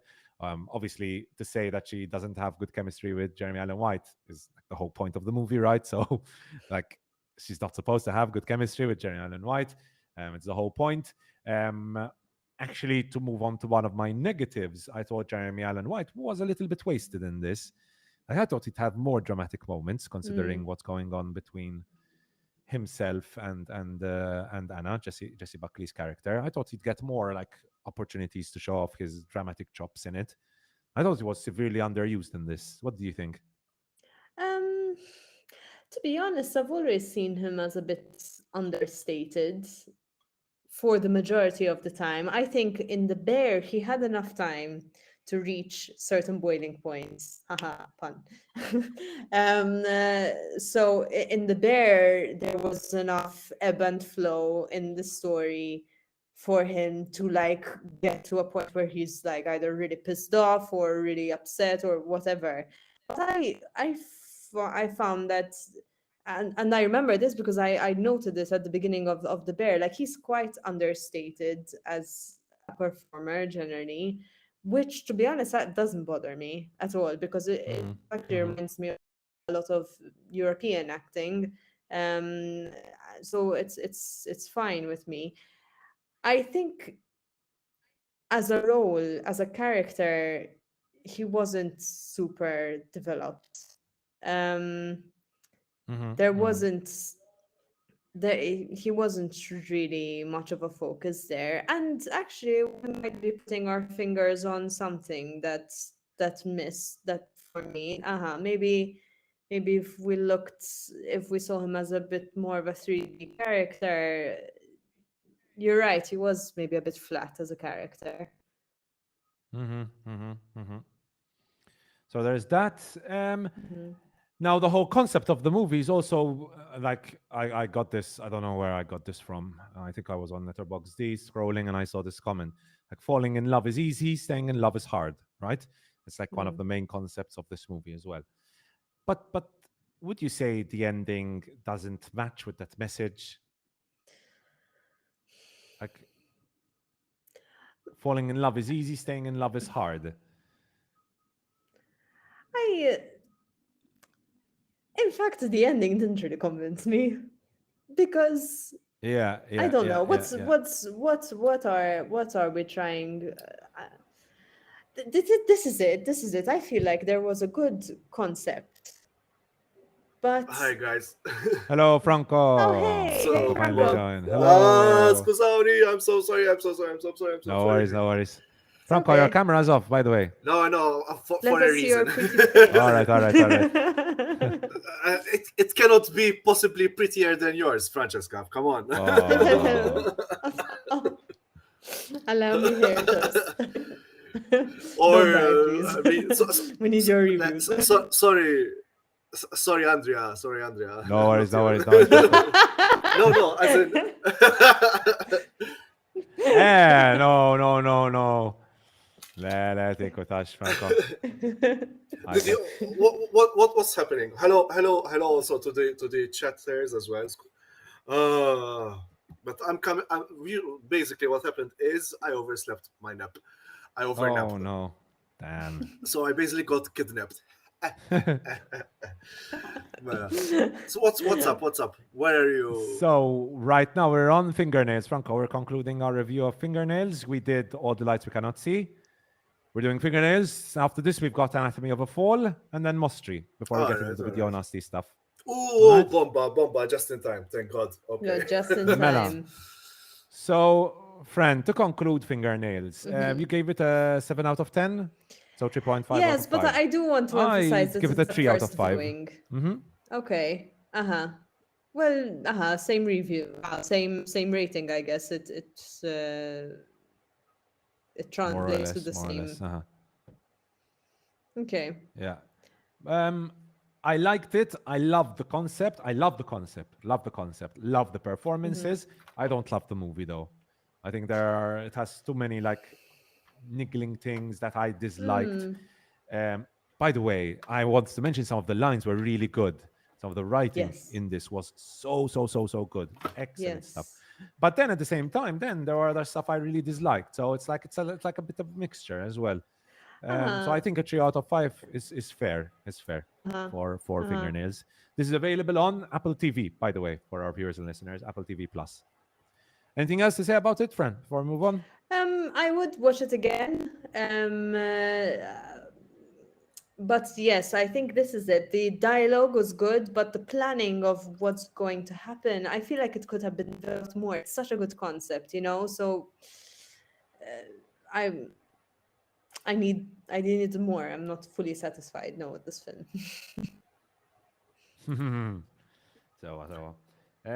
Moving on. Yes, Franco? Just going back out and in again. Just a second. I'll be right dokes. there, guys. So in the meantime, Francesca, I haven't watched Anatomy of a Fall, so I can't comment about it. Okay. But Franco's watched it, I believe. All right. And you've definitely watched it. You've already left your thoughts on Prickly Pears. But tell us, first of all, what is Anatomy of a Fall about? I remember Francesca talking about it a really long time ago when we looked at like how it had won Palme D'Or and we were thinking I wonder what kind of movie this is. We had like no idea, no trailers, no information about the plot, nothing. All we knew is it had won Palme d'Or, and it was like a court case kind of movie, who done it. So, Yeah. Francesca, what is Anatomy of a Fall all about, and what were your thoughts? So, Anatomy of a Fall. A woman is suspected of her husband's murder, and their blind son faces a moral dilemma as the sole witness. I'm glad that there is not more information than that. Going into it, I had high expectations. So last year's Palme d'Or winner, which was Triangle of Sadness, ended up being like my favorite film of the year, I think, of 2022. Parasite won the Palme d'Or. Titan I haven't watched yet. I Daniel Blake won the Palme d'Or. So some of Titan my is so favorite good. films. I need to watch that. But some of my favorite films are on that list of winners of the Palme d'Or. So I had high expectations. Another reason was because I absolutely love this actress, Sandra Huller. I'm probably saying her surname wrong. Sorry, Sandra, if you're listening. Friend of the show, Sandra Huller. Friend of the show. I wish. But I had watched her in, and I don't know if either of you is familiar with this film, in Tony Erdmann, which I think had won the award Uncertain for Regards. best. Sorry. Uncertain Regards, as far as I remember as well. Or was it the Berlin Film Festival? I haven't watched that one. No, I just know her from Tony Erdmann, in which she was fantastic. She was so good in Tony Erdmann. Yeah. Anyway, and so I went in with high expectations, and honestly, it really delivered. It really delivered because you kind of go in, okay, and the way it's placed as a film, so you're given a scene and then you're given another scene. It's like there are so many courtroom dramas and crime dramas, that making an original one is such a feat. I feel and wow, like she just went and did it, and it's so well done, and such beautiful performances. Everything I feel really fits in together. Even like the music was they paid so much attention to these little details. Well, it's not a little detail, but the music, for example, they decided to use the music that the son was playing on the piano. He learned the piano for the film, and that is the music that they used. And throughout the film, you see his progression in learning the piano. Like at the beginning, he's not too good. By the end, he's playing really well.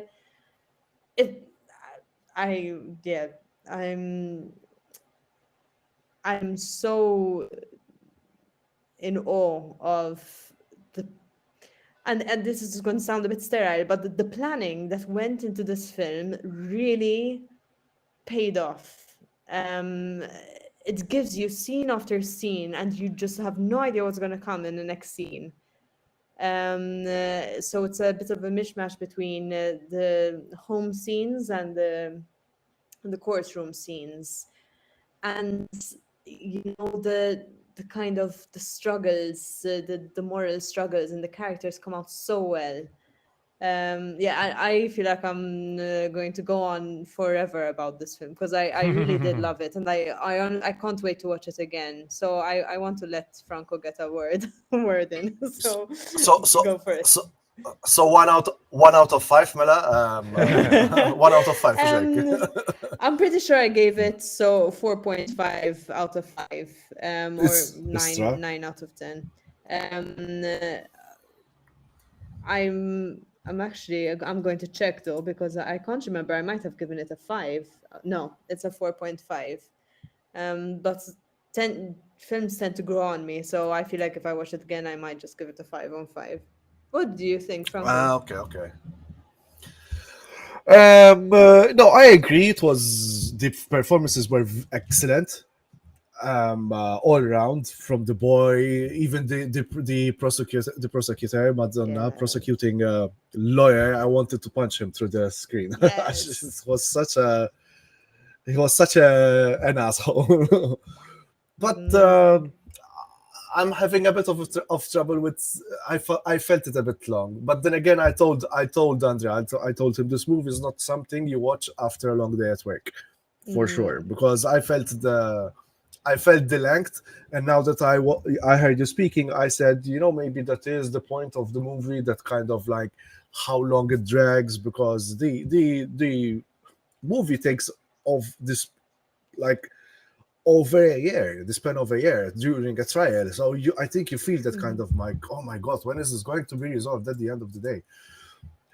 I watched it together with my father. My father loved it as well, and it's like we were still wondering. At the end. I think this movie has done an incredible job at ambiguity, and that's why, Yes. and that's why the performances are top notch. Like you'll never know. Like there are so many micro expressions on the people's faces, even on the blind kids. You mentioned Sandra Holler, which you're right, but the blind kid, man, he was so good as well. Huh? To the very end, there was a sort of questions like, what's happening?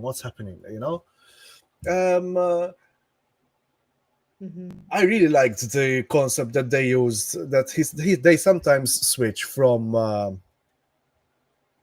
cinematic shooting to sort of the cameras that the police use to recreate the crime, that also like the newscasters use as well, because it's another thing about this movie is this is not just like a family drama, a thriller. It is also like a sort of, it also turns the camera towards the media circus that happened in these kind of cases, It's important to mention as well, like that he touches quite a lot of the director and writer touch quite a point of many points, basically. The setting is great through.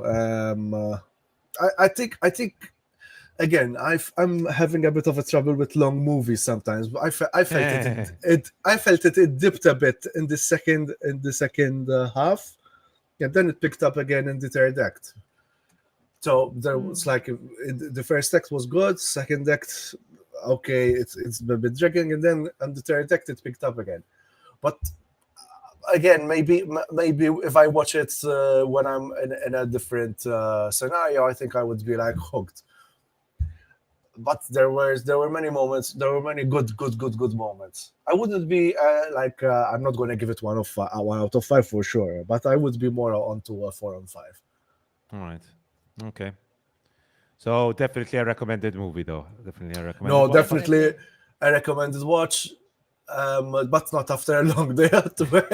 You need to be in the right mood for it. Yes. right mood. Agreed. When did you watch it, Fran? I'm curious. Must have been a week ago. About a week ago, I think. Actually, wait, I can tell you because I have my Like letterboxd. On the 30th of October. When was that? Yeah, so about a I week think ago, it was right? Yeah. Yeah, last Monday. it's a Monday. Okay, Yeah, like yeah, me exactly. on a Monday. Okay, Uh-huh. don't watch this on a Monday, guys. Basically. Well, I Hello mean, to the chatters, by the way, again. sorry. Yes, Fran. Sorry. I think There's a delay.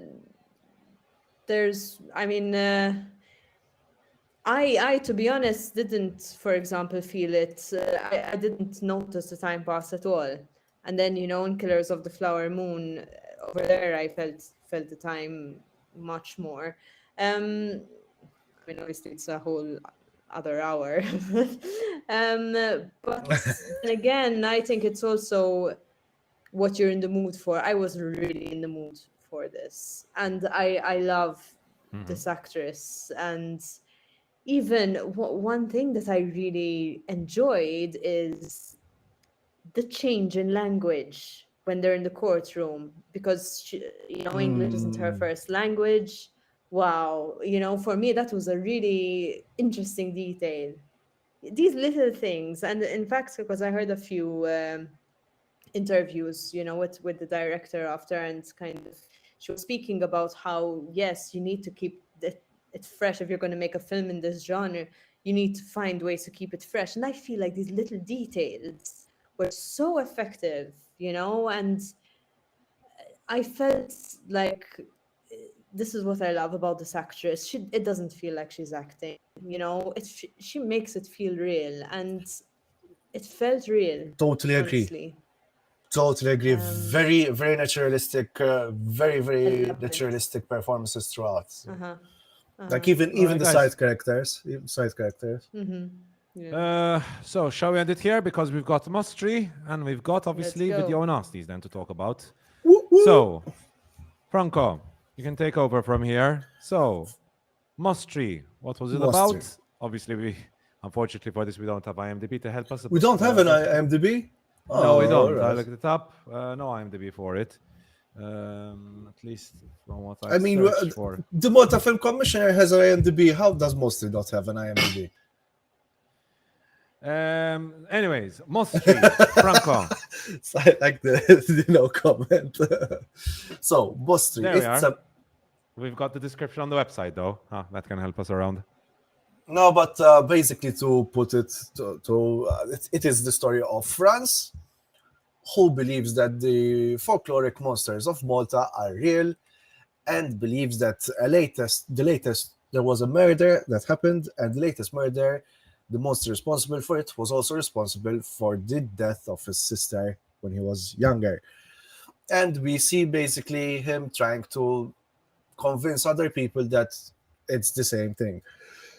In the meantime, we also see the rebirth of a jinn who was known as the Ittork Taħt it-Taraġ, but was basically an Islamic jinn that escaped the not Mustafa. What do they call the Turkish? The Mustafa. That's what they call him. No, Mustafa is the name of the character, but then the Who tries Turkish. to catch him. Oh, I forgot. Not the general. I forgot what. The Sultan. The Sultan. No? Anyway, the Sultan of the Turkish Sultan, and the jinn escaped and basically found himself beneath Saint Elmo. Anyway, but that's basically the gist of the story. You start actually, Andrea. All right, so let me get into my thoughts. Overall, I think Mostri is a very, very well-made movie. I think visually, a lot of the stuff that director Lawrence Sultana has done here is very good. He has a real eye for horror. I think the opening scenes, especially, he really taps into the horror element of it, and it's beautifully shot. Like the settings, the set pieces are great. I thought, actually, I really want to see a movie by Lawrence Sultana, which is all set in the past, kind of like either go to this like 1565 or period of the order, maybe a little earlier, maybe a little later, and explore like a story, just one focus on one story with one of these monsters, right? One of these mythical monsters, all set in the past. I'd love to see that. But so overall, I think that he has a really nice touch with the camera. He's got good stuff with the camera here. There are some scenes in the opening where I was like, wow, this is really good. CGI is great. CGI is really well done for most of it. CGI, I must applaud it. There was the monster at the start. Franco, do you remember which one that was? The Belia. Well, That was the Belia, Yes. the one that then captures his sister, right? Yep. Yeah. The Belia at the start. Oh, that CGI was really good, Astra. That was really good. And very smart by Lawrence Sultana to also like how he lit the monster, because that also helps to hide the imperfections. Exactly. But again, like I speaking of the CGI, I totally agree. There were some moments obviously where the CGI was off, especially when there's like the face replacements, the eye replacements. I think we could have done less with them. But on the other hand, I was actually surprised by how good the compositing was during the battle scenes. The explosions. Yep, the explosion and smoke dynamics were pretty impressive. And even the monster, like the Belia itself, like, okay, interesting. It's okay. Just a disclaimer. I hope maybe Lawrence might be watching this and it's like this is not obviously an attack on you personally. With criticizing the work, but my main gripe is not actually with Mr. Sultana, the director here. My main gripe is different. But let me finish up, Andrea, and then I'll speak. So I also think this movie taps into a very, very rich topic. I think a topic that needs to be explored more by movies, which are Mythical Beasts of Malta. I think everyone's heard of The Beachery, of course, of Malta. It's a fantastic book. And this taps into a very, very, very rich lore that we have here in Malta. These like mythical monsters, mythical beasts. Like I can tell you how much kids are interested in this stuff, because whenever I do this lesson on Mythical Beasts of Malta, my students every year are always like, whoa, this is so cool. What? We have this stuff in Malta. I know. Like most of them will have no idea that we had this stuff in Malta, like these different stories and tales. And then they were fascinated just by the drawings as well, which are available on, I believe, on Love and Malta. I believe some of the designs are available on Love and Malta, so I show them those. And like the kids are fascinated by them. So this is a topic that I think is rich for exploring. And I'm so happy that this movie explores and goes into that topic. And we can see how much stuff has gone into the production design of this movie. Really good stuff. So overall, like makeup as well, costumes overall, good stuff there. I also saw some work of like the battle scene, the work that went into the battle scene and setting up like the stunts and so on. A lot of really hard work went into this, and I mean, Lawrence Sultana has been working on this project for how long, Franco? 7 years. 7 years, right? So this is a real labor of love, right? It is a real labor of love. It is a passion project. It is a passion project. Yeah. But obviously, here we also need to give our, I gave you my positives, but also now I'll go into some of the negatives. First of all, if I had to give some recommendations to Lawrence Sultana, I think this movie did not need to be this long. It's basically around 2 hours. I feel like some of the scenes, actually quite a few scenes, could have been edited much better. I think some of the scenes go on for way too long with a bit too much exposition, something that many Maltese people suffer from. I host a podcast, I can tell you, talk a lot. But I mean, there is a lot of exposition going on in this movie. And sometimes, Franco, we talked about it after, there were scenes where someone talks about something that happened in the past. And then a different character, again, repeats the same stuff. But this time, obviously, it was the mum, right? More spoilers. Obviously, we don't get into spoilers. There was a scene where the psychologist explains the story, says the story, and then all of a sudden the mother the mother bursts into tears and repeats the same story that the psychologist just told her. But again, finish up. I have just like two more points. So apart from obviously too much exposition, I wish we can get this concept into our heads. Show don't tell. Show don't tell. And Mota, we really need to get this concept more into our heads. Like we don't need to explain everything. Viewers are intelligent. We can understand just through visuals. And this movie has great visuals. So take advantage of that. Take advantage of the great visuals you have in this movie. You don't need to explain everything. And another point I wanted to say was there are too many threads in this story. Like the story goes a lots of places, right? And there are lots of different characters which come up. Some characters are shown for 2-3 minutes and then are never shown again. There are too many like plot points going on. Focus on 1, 2, 3 solid plot points. To be fair, I think all these different threads really join in well at the end. I like the ending. I think it all concludes really well. But I think if you cut out a lot of the fluff from this movie, you would have a much tighter story and a much better movie at the end.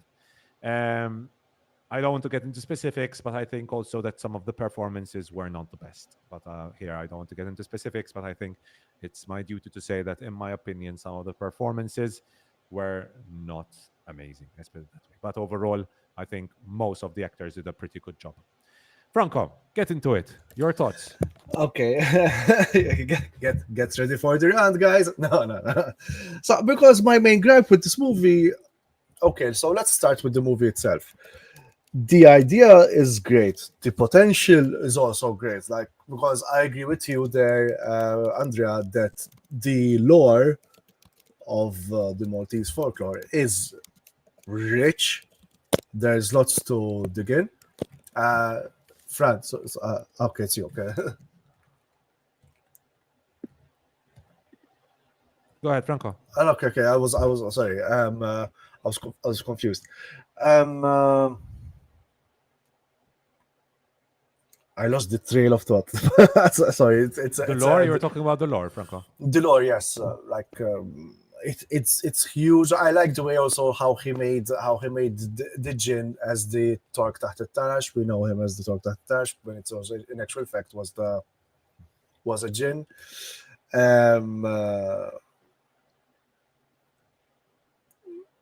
Look, there were certain moments, like for example, remember we see a woman who we think she's dead, and then from an angle we see her waking up. Was a great horror moment. It was a great horror moment.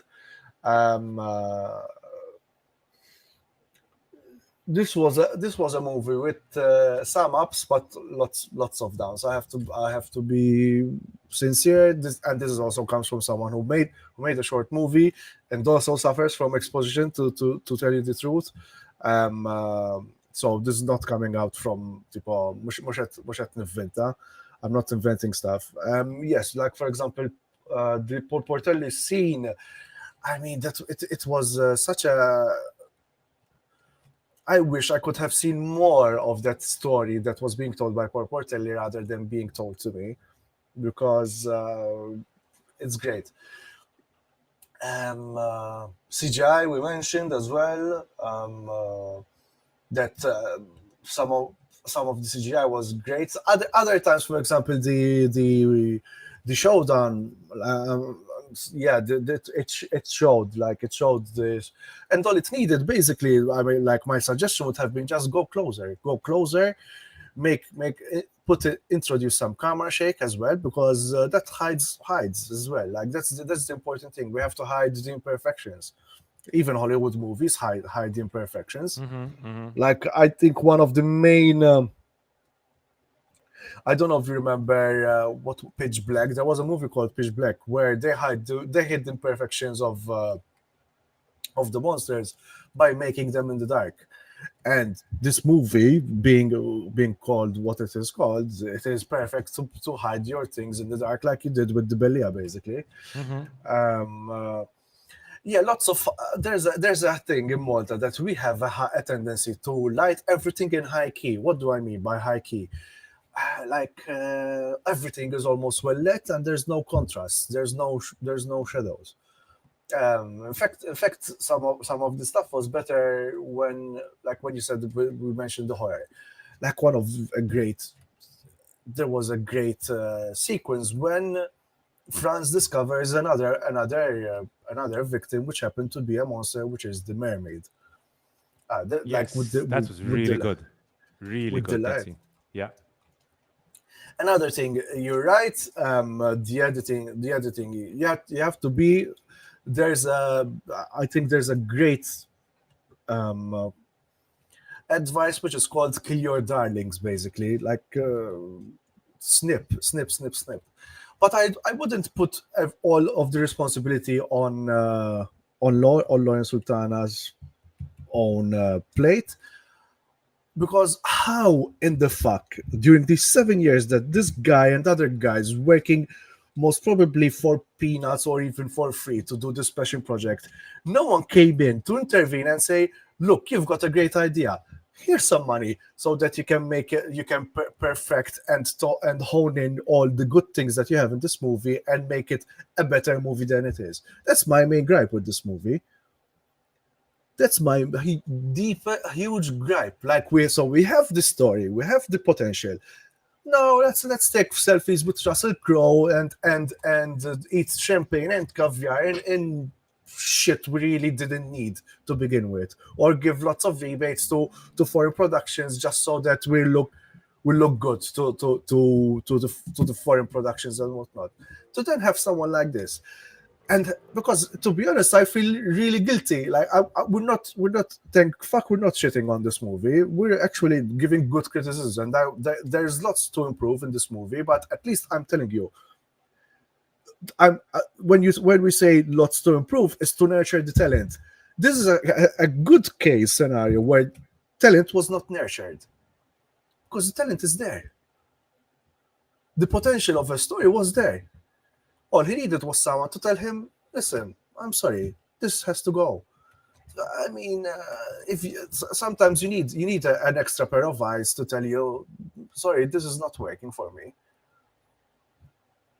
And after 7 years, to be honest, that's why I feel kind of like I'm not giving this movie a rating, by the way, as well. I mean, I don't feel it's fair after it's spending 7 years, because at least I spent a month doing mine, so that's fine. But after 7 years and hearing someone criticizing, obviously, like a constructive criticism, and saying this movie could have been much better, I would feel it double. I know. Being an artist myself, I would feel that. But I'm not saying this out of spite towards Lawrence Sultana. I actually would love to have him on the show and discuss this movie and how he went. But that's my biggest gripe with this movie. That's no one within 7 years said, listen, there's this guy who's doing this movie about the monsters. I mean, the Maltese as well. Was he denied? Because this is what I'm wondering. Was he denied funds after all? We don't know. But there was one of the like cast members in the audience, and hi Maxime, by the way. Maxime and Simone. And Maxime told us this guy spent 7 years doing this. Like 7 years. Mm-hmm.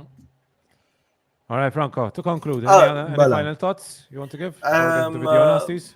Something about technicalities. Yes, you were right. Like some of the stuff was well filmed.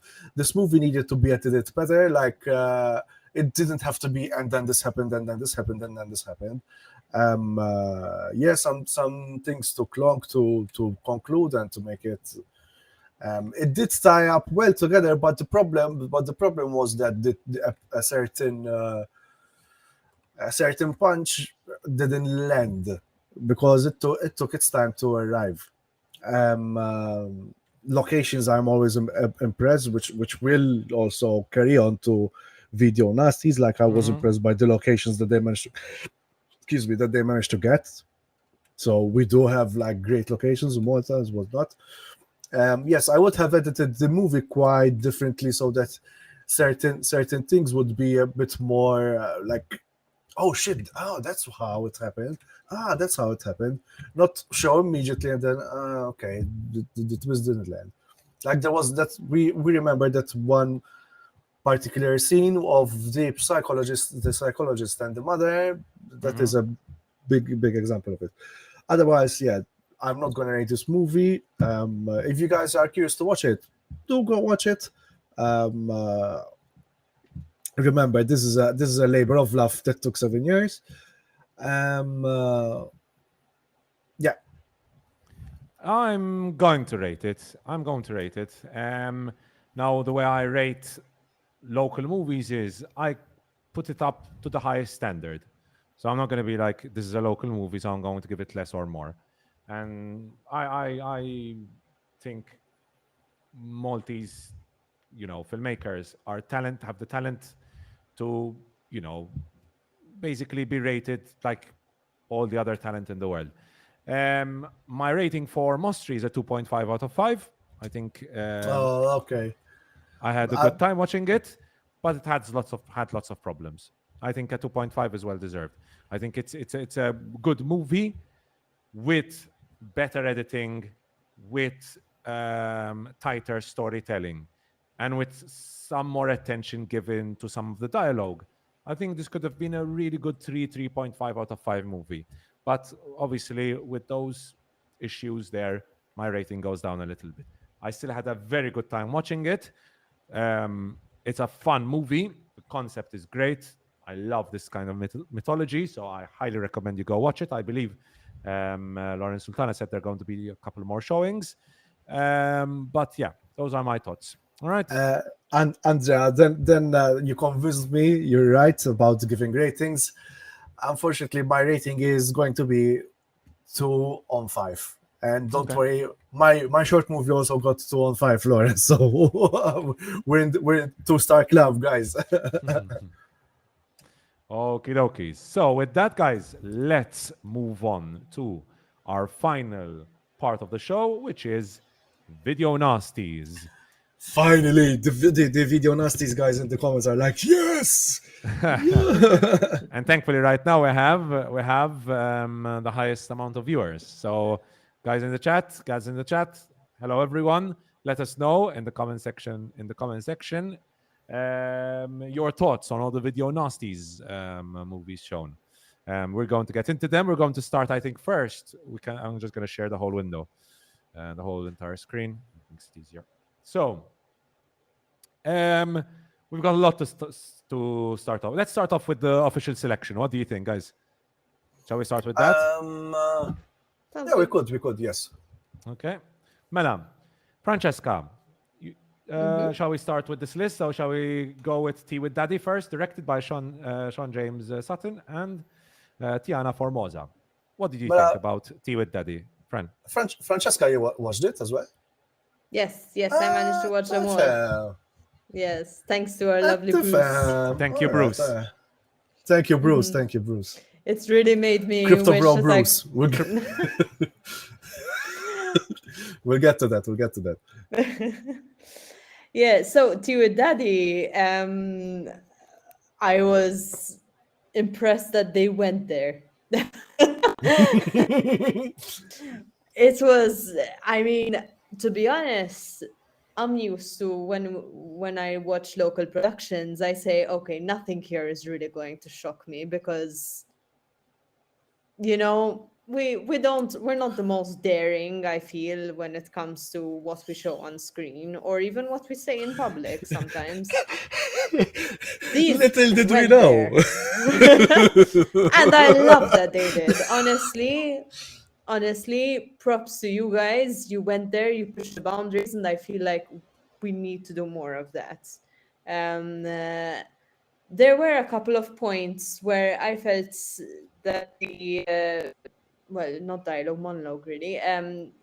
It got a bit static. I felt like, okay, something new.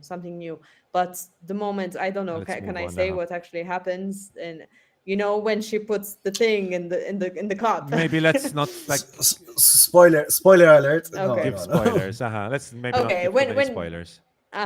when you know, like the The cup thing is happens at used. the end. Yeah.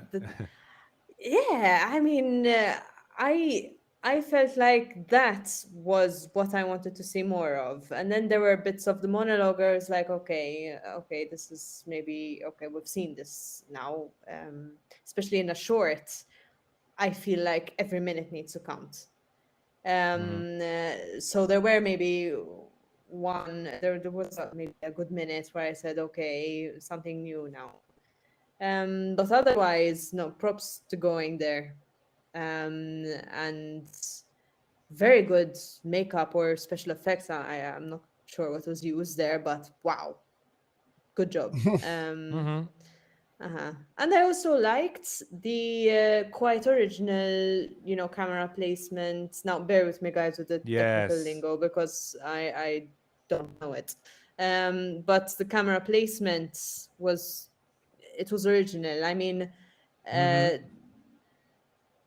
I've never really seen something like that. Definitely not in a local production. So good on them for that.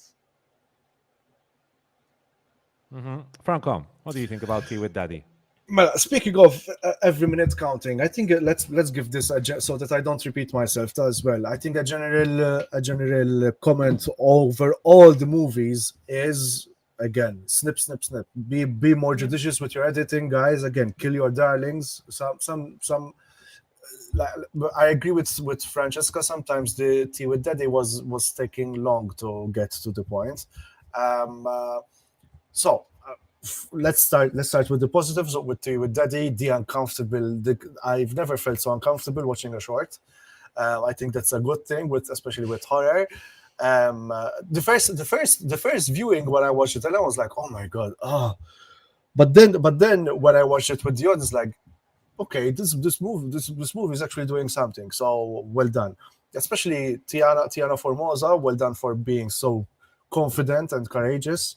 I think Francesca hits the nail on its head by saying we need more of this. Also, well done, Sean James Sutton. Which I have to say, I remember watching the video Nasties last year. This is a big step up. I like the one shot. I like the one point of view. That was a great idea. What I would suggest, I don't know if it would help you, the coloring, because James, I noticed that he tends to go too much on the blue. You have to be a bit more careful with the color grading and the lighting. There was also like a sort of grunge onto it, but I think it was supposed to mean something, and the grunge needed maybe a bit to be a bit more present, so to speak.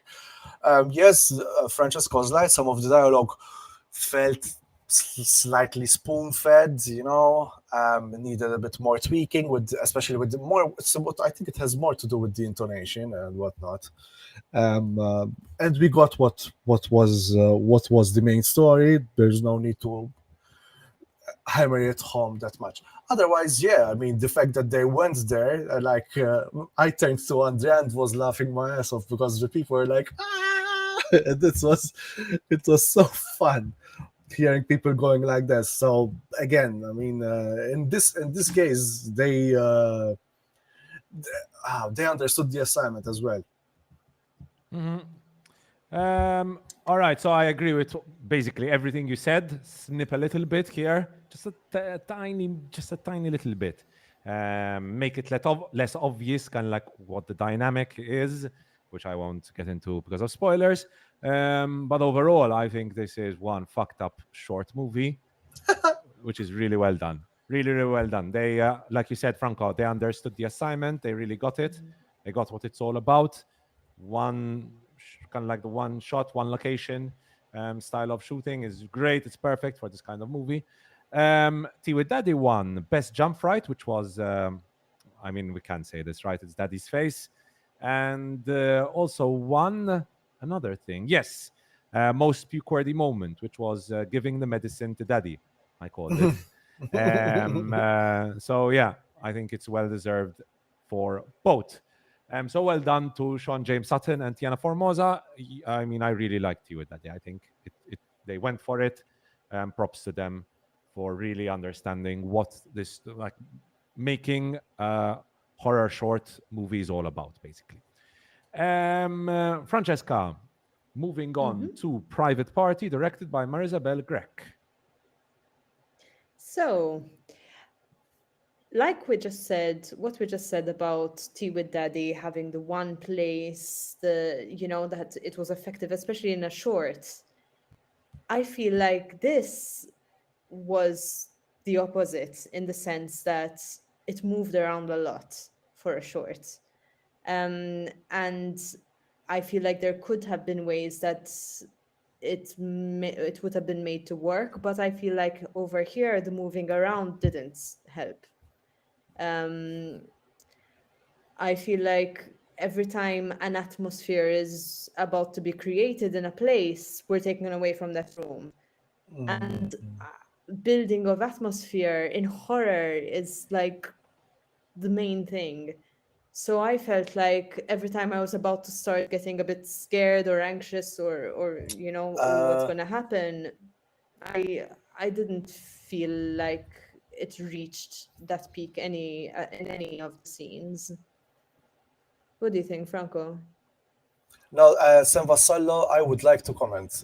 Yes, go ahead, Sam. Go Give for her a it. comment. Yeah. Private Party. So the thing that again, same comment. Add snip. No, actually, I was. So this is Marisabel's first short movie. And for a first, I was really impressed by the camera movements, and she has a great idea of camera movements.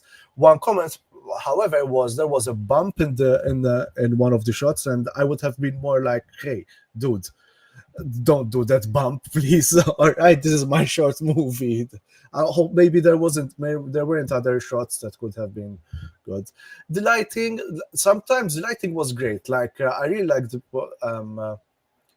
Should tell us something about the ambush. It will. We're coming up to that.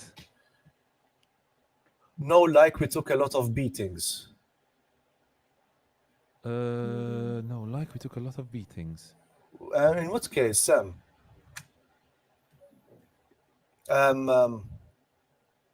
The Private Party.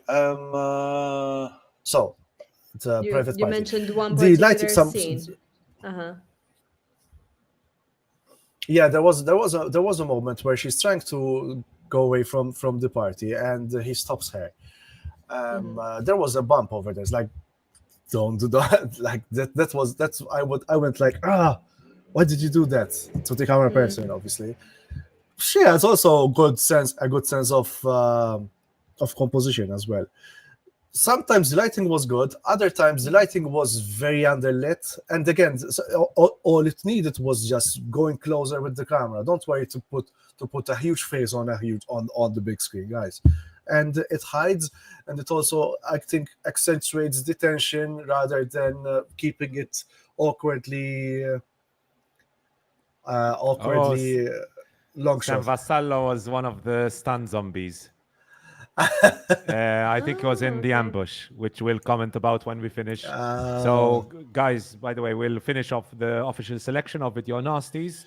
And once we're done with that, we'll get into the ambush and then the three other shorts by Bruce, of course.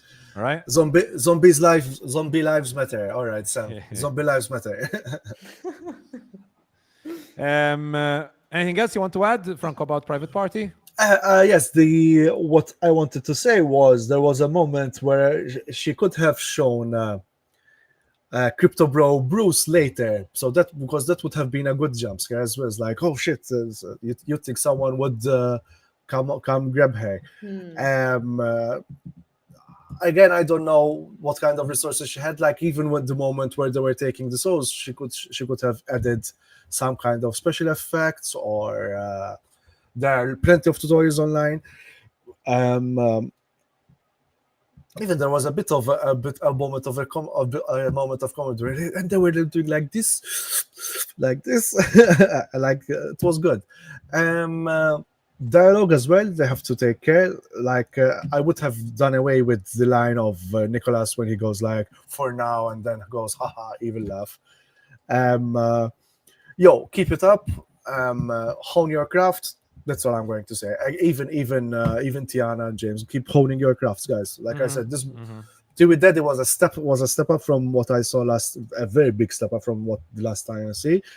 In the case of Less is More, Private Party is great. I feel it's great for its locations as well. We have to mention, I was really impressed by the locations. Yeah, editing, dialogue, great camera movement. Keep that. Like there's a great sense of vision over there. That's so up to you, Andrea.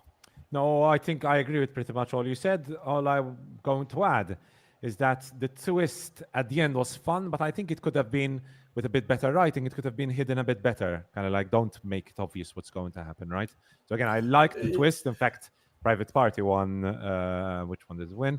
It Best won twist. Craziest Twist ending. So I liked the twist at the end. Just with some more care with the writing, just don't make it as obvious what's going to happen, right? That's what I would like to add there. That's why like I would have done away with Nicholas Jackman's writing for now, Exactly. because that would have been Exactly. Moving on to Disconnect. Maybe I can comment a bit about Disconnect, and then Franco, you can go ahead, and then Francesca will give her thoughts at the end. okay. Directed by Andrew Abela. With regard to Disconnect, first of all, I'd like to say, well done. Some of the visuals are really good. Some of the visuals in this are really good. There are some scenes here and there where visually I was like, these guys really love their horror. But please, Andrew Abela and the whole team of Disconnect, please remember that visuals are important, but the storyline is first and foremost. You need to pay, more work needs to be done on the writing of your short, because honestly, there are moments where I was a bit lost. The moment when the 911 call takes place, I have to be brutally honest, I was completely lost. I was like, wait, what's going on here? So far, I was interested in what was going on. Franco, you had mentioned you liked the fact that there was like a very diverse cast there, which was great as well. The location was great as well. Lots of great locations in Disconnect. The effects are fun to see, but I think too much attention was given to the CG effects and the titles and everything, and not enough attention was given to telling like a storyline that ultimately makes sense, because I feel like some of the stuff, for me at least, did not make sense. So more focus on telling a coherent story needs to be taken by Disconnect and the whole team. Franco, before we get into it, Franco, Music Boy Official said basically we as stunts worked part of Ambush, worked a lot and had a lot of falls taken. It was a lovely movie experience. So we could tell Music Boy Official watching Ambush like that. You went there with the action. You really went there. I had a good time. Like, I'm going to give a very glowing review for Ambush. I really liked Ambush, like I told you last time, Franco. That the action was really good. But we'll get into it later on. Franco, Disconnect. What did you think? So Disconnect, let's start with the positives. I am very impressed by the locations and also the diverse cast. But if Andrew Abela is in the chat, could you tell me if you were the guy that did the zombie movie last year with the two Filipino guards? I'm not sure if you're the same guy or not, because that was also like, okay, someone is dipping his finger into the versatile and community of expats that we have in Malta as well. Not just Filipinos. There was also, I forgot if he was Serbian or Romanian. There was an Italian for sure.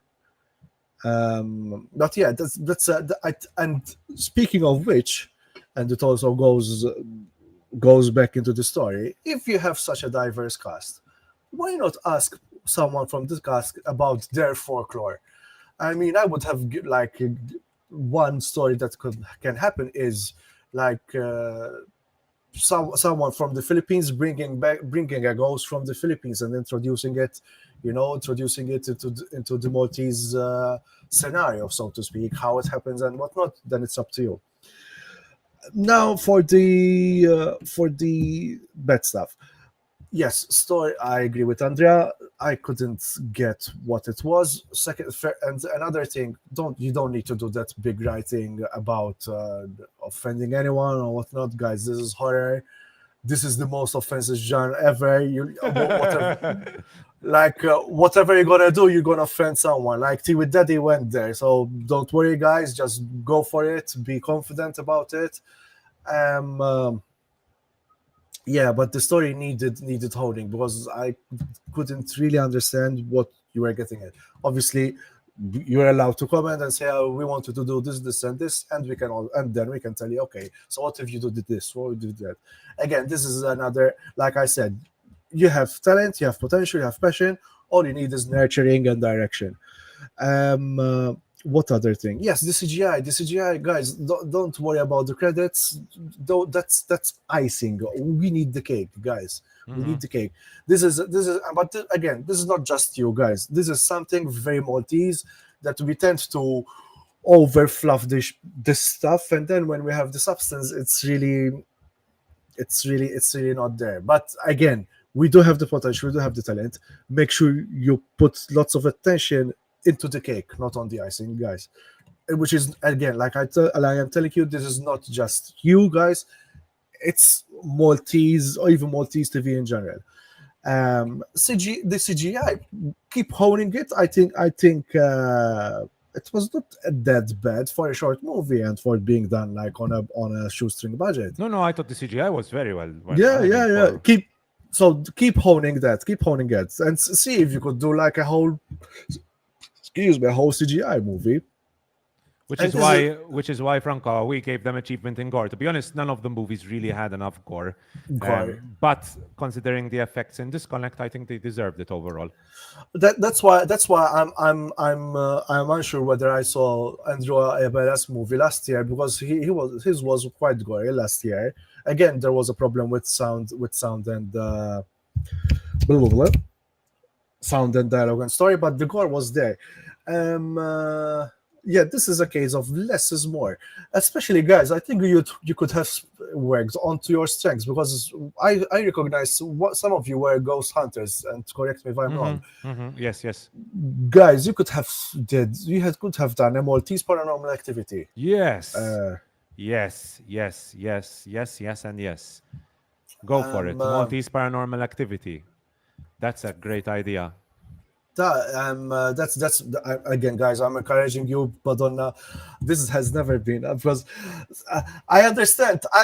Like we have been being beaten, like just like the zombies in ambush, basically with criticism, but it was never constructive. So, guys, don't take this really personally. We want the best for you. Like I said, I'm a firm believer of nurturing the talent and the passion, which was very ample in Video Nasties. Okay.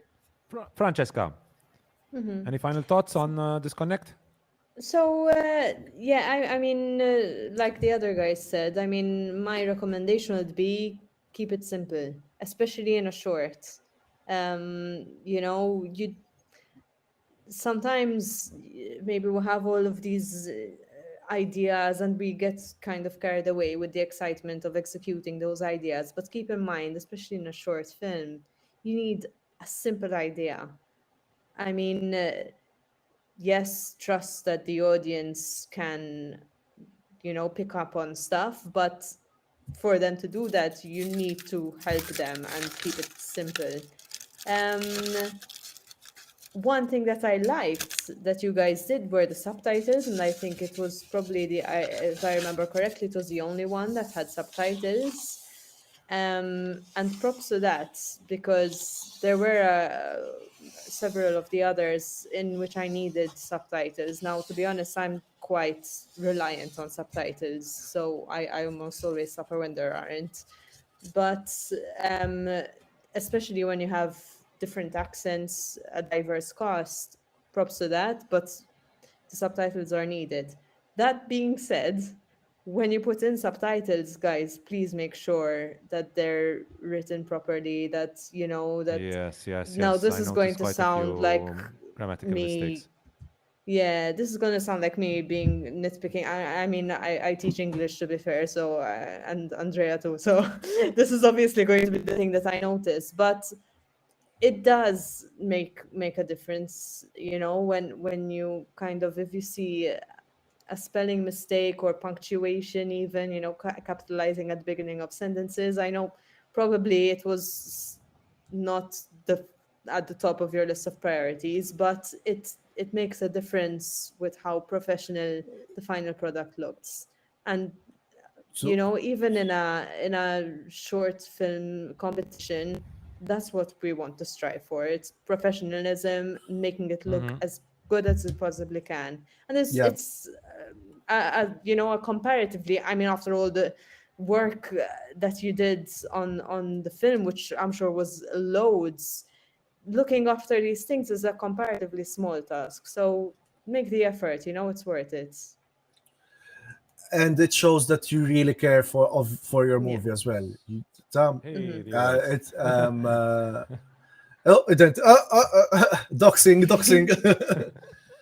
No, to build basically to make it about the filmmaking, g- having neat subtitles and well spelled subtitles show that you also care for Yeah. your movie, guys. That's all. That's all. That's the best way to put it. It's not nitpicking.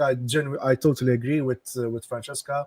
Make the extra effort, and I know it's again from experience. Like Madonna, Hannah with subtitles. I really don't want to, but it But makes a whole difference. Franco, wouldn't I mean, you know, and I can understand No, that probably you'd be exhausted or you'd totally no, have no, run no. out of resources. I'm But even a I, friend could help, you know, in that situation, I think. true. No, it's So true. It's use true. your friends, guys. You know, I mean, Mm-hmm. Mm-hmm. No, Agreed. but this is the thing. This is the thing with me, Fran. I mhm, refuse to ask for a friend because I'm a firm believe. Like after watching these movies, by the way, like I said during the awards, I'm not being as rigid with my ideology of people working for free because I'm totally against that. Like, but I mhm, understand that the resources in water are scarce as fuck mhm. compared to what I have back in Korea. So yeah, ask a friend. Ask a friend to help you out. It always helps to have a fresh pair of eyes in seeing someone who was not involved whatsoever in the production Exactly. to tell you guys, this, and this. Mela. Mhm. I think Pathway, there isn't much to say, to be honest. Directed by Anonymous. It's, I mean, concept, right? 50-second trailer. Really not much to say there. I want to see more, however. Like, I really want to see where this was going. Unfortunately, all we Yeah. got was basically 50 seconds of a Yeah, concept it's trailer. a trailer. I have to comment on the sound design. Even the people's reaction was like, "That's it," you know. Mm-hmm. Mm-hmm. Um, by the way, I don't know why anonymous. Where don't be afraid, man. Like put your name on it and because that shows that you're really interested in improving. Don't worry. I mean, yes, it is what it is. Maybe you didn't have enough time. You didn't have enough friends.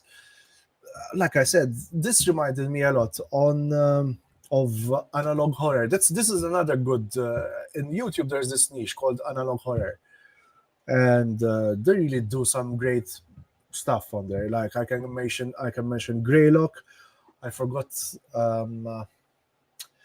There was an analog horror where basically it happens in a parallel universe, and the monuments, the whole monuments, um, uh, were alive. Basically, that the monuments hid a sort of portal or some kind of monster, where the governments were basically sacrifice people into the monuments, even in like in the Statue of Liberty. So it's a great concept, when you see it being done, they usually use like. Found footage, archival footage. So do have a look at that because this reminded me a lot of that, like especially with its emphasis on sound design. But yes, please improve a lot, beef it up, and we look forward to see what Mm-hmm. you're going to come up to next. By the way, Sam Vassala said that we had a really good makeup cast too, and we could tell like the makeup on Ambush was Ambush. excellent, really good. White Bait. Francesca, want to go for it? Directed Sure. by Mike West. Yeah. So I have to say my first reaction was I was very much reminded of The Lighthouse by Robert Eggers. Oh my God, everyone's saying this Very is much. Malta's answer to The Lighthouse. That's what I told. That's what I told the White Bait actors. This is I Malta's answer to The liked- Lighthouse. And I liked the inclusion of, I mean, I suppose we can't say it was comedic, like this, the comedic elements, you know, when they're dancing and having fun. For me, in in horror, comedy definitely has its place. Why? Because for an instant, you're kind of put at ease, and then you're kind of, you have horror thrown at you when you're least expecting it, right? I feel that that dynamic though could have been made better use of, that kind of contrast. Because yes, there was the comedic element, but then the shift to horror again, I felt like it was a bit blurred. I feel like, because honestly, when they were dancing, I said, okay, something really bad is going to happen and it's going to really shock us. And then, like, I feel like it it died a bit, that kind of potential for that shock. So I liked that it went there, but then maybe the execution in going back to the horror bits, I feel like it could have been done maybe in a different way. What do you guys think? Franco. Mela, this movie looked gorgeous. Well done, Matthew Muscadrago. I mean, you couldn't have chosen someone like him and Agreed. Clive Bringrad. They're quite great. They're great filmmakers here in Malta and cinematographers. Looked gorgeous, great setting. That's well done as well. I know what a pain in the ass it must have been to shoot in those claustrophobic circumstances. So yes, this is Malta's answers to Lighthouse. Speaking of subtitles, yeah, sometimes I needed subtitles because Nicholas Jackson's accent was tended to be a bit on the heavier side. But other than that, like, it really made his character drawn out. And speaking of characters, Mike, also well done for the American. Some beats felt a bit off. All of a sudden, these guys care for each other. But again, it's a thing with short movies. How are you going to make people care about each other in such a short amount of time? There was one moment which also took me out of the tension, is the long shot of you, Mike, reminiscing about your girlfriend that you wanted to save the relationship, and Nicholas Jackman behind you holding the knife, which for me revealed the whole. It didn't do much about tension. I'd rather have it super tight close up on you reminiscing on what happened to your girlfriend, and then have that shock of Nicholas Jackman grabbing you, and then instead of, you thinking that he's going to attack you, and then actually turns around and tells you like, I love her, you know, which would make, I felt that it would have made much more impact. In fact, that's why when you had an insert shot of the knife, and then you see Nicholas Jackman playing with the knife, and that long shot, it killed that tension. That's all I was going to say. Otherwise, yeah, but what Francesca mentioned when about the horror, that also had to do with a bit of the character beats. How all of these guys are having fun, and instead of it could have needed more menace. That like there was a reason why he basically, Mike West's character got blackout drunk, you know. Mm-hmm. By the way, San Vassalo said we had Ocean Beauty, amazing makeup artists. If you guys saw the makeup and stuff and dedication. Very good, very good. Like, lots of makeup and dedication. Behave, guys. Wait. we're saving the best for the last. Okay, Sam. Lots of dedication from the ambush team. All I'm going to say about Whitebait, I had a really good time watching this. I thought some of the best performances were in Whitebait. Really well done to Nick. Like, he gave a great performance. And Mike as well. Like, this is fantastic stuff. Overall, I think the dynamic and the chemistry was great between our two protagonists. True. Great chemistry, guys. Great chemistry.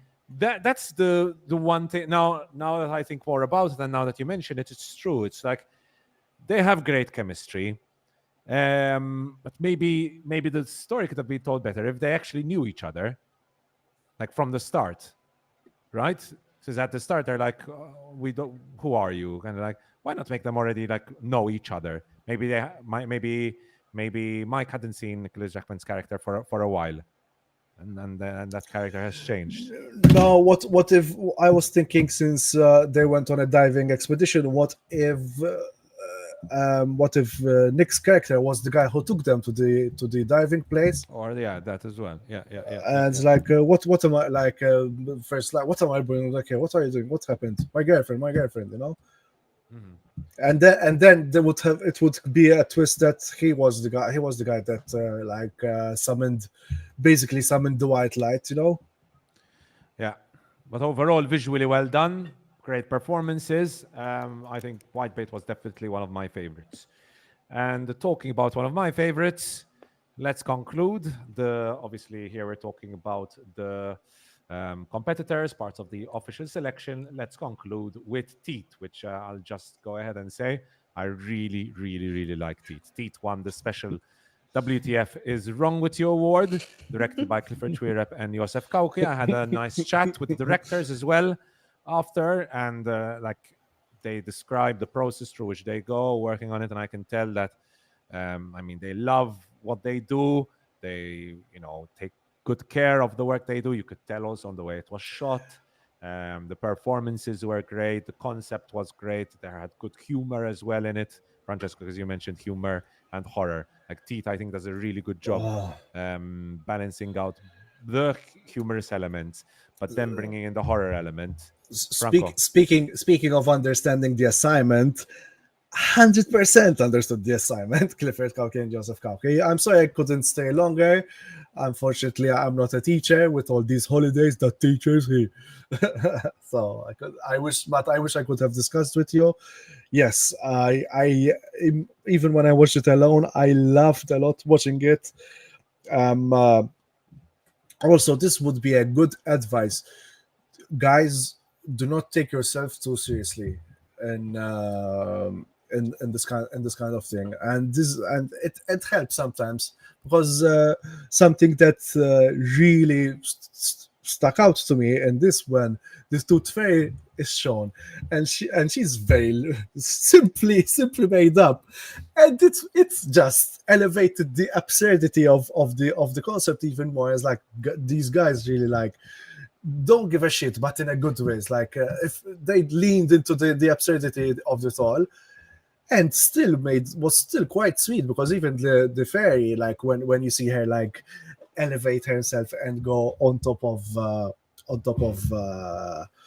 oh god, Aldo's character, that was really well made. By the way, I don't know how you managed to elevate her and whatnot. Yeah, same thing was going to my mind. Like, how the hell did they do this? And another thing about less is more. Same editing here. I could have snipped a bit out of it as well. And Francesca. Yep. Yeah, no, that was going to be one of my comments. That Yasra, it could have been tighter, because then there was a point, like, I think it was maybe the midpoint, where I just like one after the other, like, what, and I loved that progression. So if it was tighter in between those two, what the hell, like, I think it would have been even better as an effect. But I like that they played with it. It wasn't a kind of like, okay, we're going to make a very serious horror film. it's, I mean, I'm not going to say took the piss because obviously they clearly worked very hard on this, but as a concept, they had fun with it and it showed, and the audience was going to have fun as well, even though there were points where I was just like, what the fuck? But it was a good what the fuck, if you know what I mean. It was just like, oh my God, like, who are these people? And like, what is going through their heads? And I love that. I love that you're showing me something that I would have never thought of, So, yeah, it was totally enjoyable and entertaining. And I was laughing and cringing at like the tooth bits. But yeah, no, well done, guys. Well Speaking done, Franco. speaking of something I would have done away with, and I don't know if you're going to put this on a festival, but I suggest that you would, even other guys, like if you believe that you would put these movies into a festival, go for it. It's a great experience, and you also get even better feedback than us three guys on an island cosplaying as film critics. But I would have done away with the very last scene after the credits. It's superfluous. You didn't need it. Leave it as where it was. The people get it, like, shit, he fucked up big time, Tajjeb, mela, let's please the ambush viewers in the chat. By the way, viewers and listeners, if you're new here, don't forget to subscribe. We do this podcast live every week, live every week. So please leave a like if you're enjoying this podcast, and join us next week as well. Next week we will be talking about the Marvels and the usual trailers and news that we usually get into. So shall I go into the ambush? Because I really like the ambush. Like, I thought the action in the ambush was really well done. I thought, like, visually it was, I think I have some criticism with the camera, with some of the camera work, but overall I thought the action was really well done. Like Sam and Music Boy Official in the chat were saying, like, clearly a lot of work went into like the all the makeup and the showing of the zombies and the stunts. Really good stuff. Like even the combat, the shooting and so on, I thought was done really well on the budget that obviously it was done. Great atmosphere. I really like the atmosphere in this movie. I think the atmosphere was set up really well. One negative I would say, now this could be a personal preference. I am not the biggest fan of shaky cams. I prefer my action to be steady. I can see clearly what's going on. So if I were to give a suggestion to Fabrizio Fenech, the director of The Ambush, I'd say maybe try a more steady approach, showcasing more of the action and more of the stunts. And if you put in so much work into the makeup and so on of the zombies, that could showcase that more, because again, the gore was there, the prosthetics and the makeup was there, the action was there, the stunts were there. But show it clearer. Show it clearer. Like, make sure that your camera is not constantly shaking. I know the whole point of like shaky cam is to bring out the intensity of it all. It's just, thank you. So hi, Music Boy. Music Boy is Isaac in the chat. So yes, Ambush Team and Fabrizio Fenech. In my opinion, it's a very, very good action horror movie. Great zombies. I love zombie movies, so this was right up my alley. Really well done with the action. Just maybe take a more, this is again personal preference. I'd see now what Franco and Francesca think, but a steadier approach to the way your action is shot for me would just elevate this higher than it already is, because this is a very well done short horror action movie. Don't know, Franco or Francesco wants to go first. Yeah, I was gonna say. In fact, I told you about the action. I would have preferred if I seen much more of the back. I told you specifically, like, backlight the action and you could have hit the punches better rather, because I understand that shaky cameras are used to hide a clumsy punch, but at the same time, then you wouldn't understand where the action is happening. But this is something you have to see. Check out Corridor Crew. I keep on mentioning these guys, but they're in education. Like, they tell you why that sounded very Southern Texas. Corridor Crew tell you why Hong Kong movies and John Wick movies work a lot these days as far as actioneers go, because they tend to not go with the shaky cams and they go long shot and they show all the punches land even more. So that's it. The same comment as Andrea. Great gore, great makeup, even the sound designs, like the monster was great. Naomi Knight, well done. Naomi Side, well done. Right, I had Gian Carbonaro. Well done. Yeah.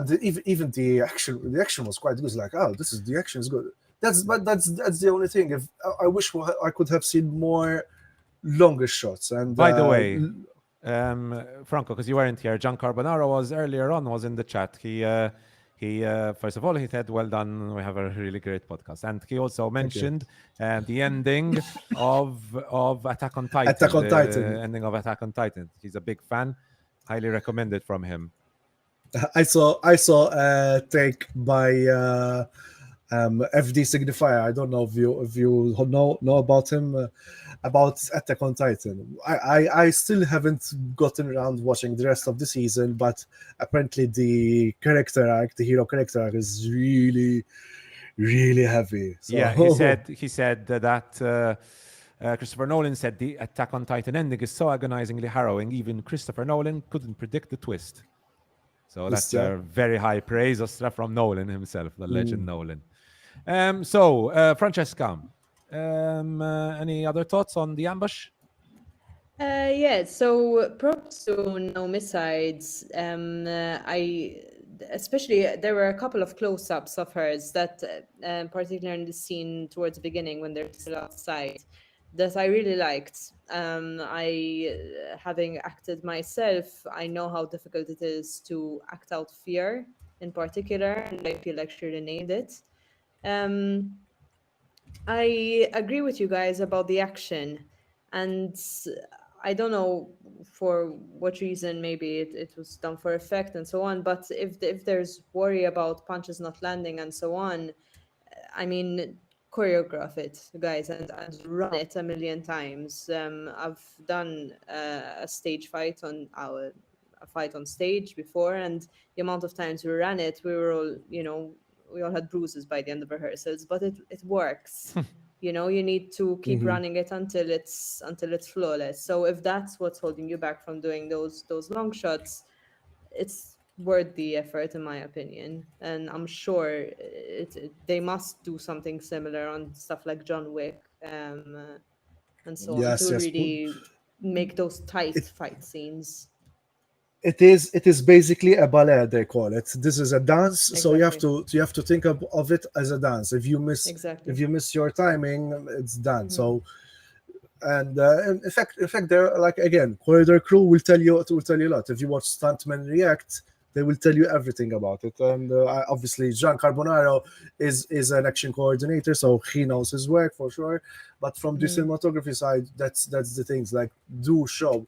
Like, there was, if I have to make a quick comment, one of the reasons why, what was it called, the Jamie Foxx Dave Franco movie about the vampires, where basically they did this whole stunt, and it was a really good stunt. But what happened then in the editing, they chopped it up and lost the impact. So that would have been a fellow Rush Parkour Malta. Okay, we'll do music. We'll do Isaac. What was it? Day shift. Yeah. Day shift. They had the stunt, and they practiced and they rehearsed a lot for it, and then in the editing stage, they cut it from 3 different angles. Like, what was the whole point of doing the whole stunt? Sam said we got bruises and flipped and hurt. So apparently they got quite bruised filming the ambush. So the gore was real? No. The gore was real. No makeup needed. No, actually, they had the Ocean Beauty doing the makeup. No wonder the makeup will look.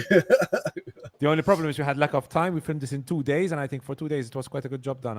Oh, true. Yeah, if this was done on 2 days, like, that's insane. Like, this is This is incredible. Like if you did this in 2 days, I would have assumed this was like more of a 3-4 week job. If I had to be honest, watching it. I don't know No, about you guys. for today, it's a very good job. Yes, This yes, is right, crazy if Isaac. they managed to do this in 2 days. Like this feels quite professional. Like watching it, the action I thought was done really well. The stunts and so Agreed. on.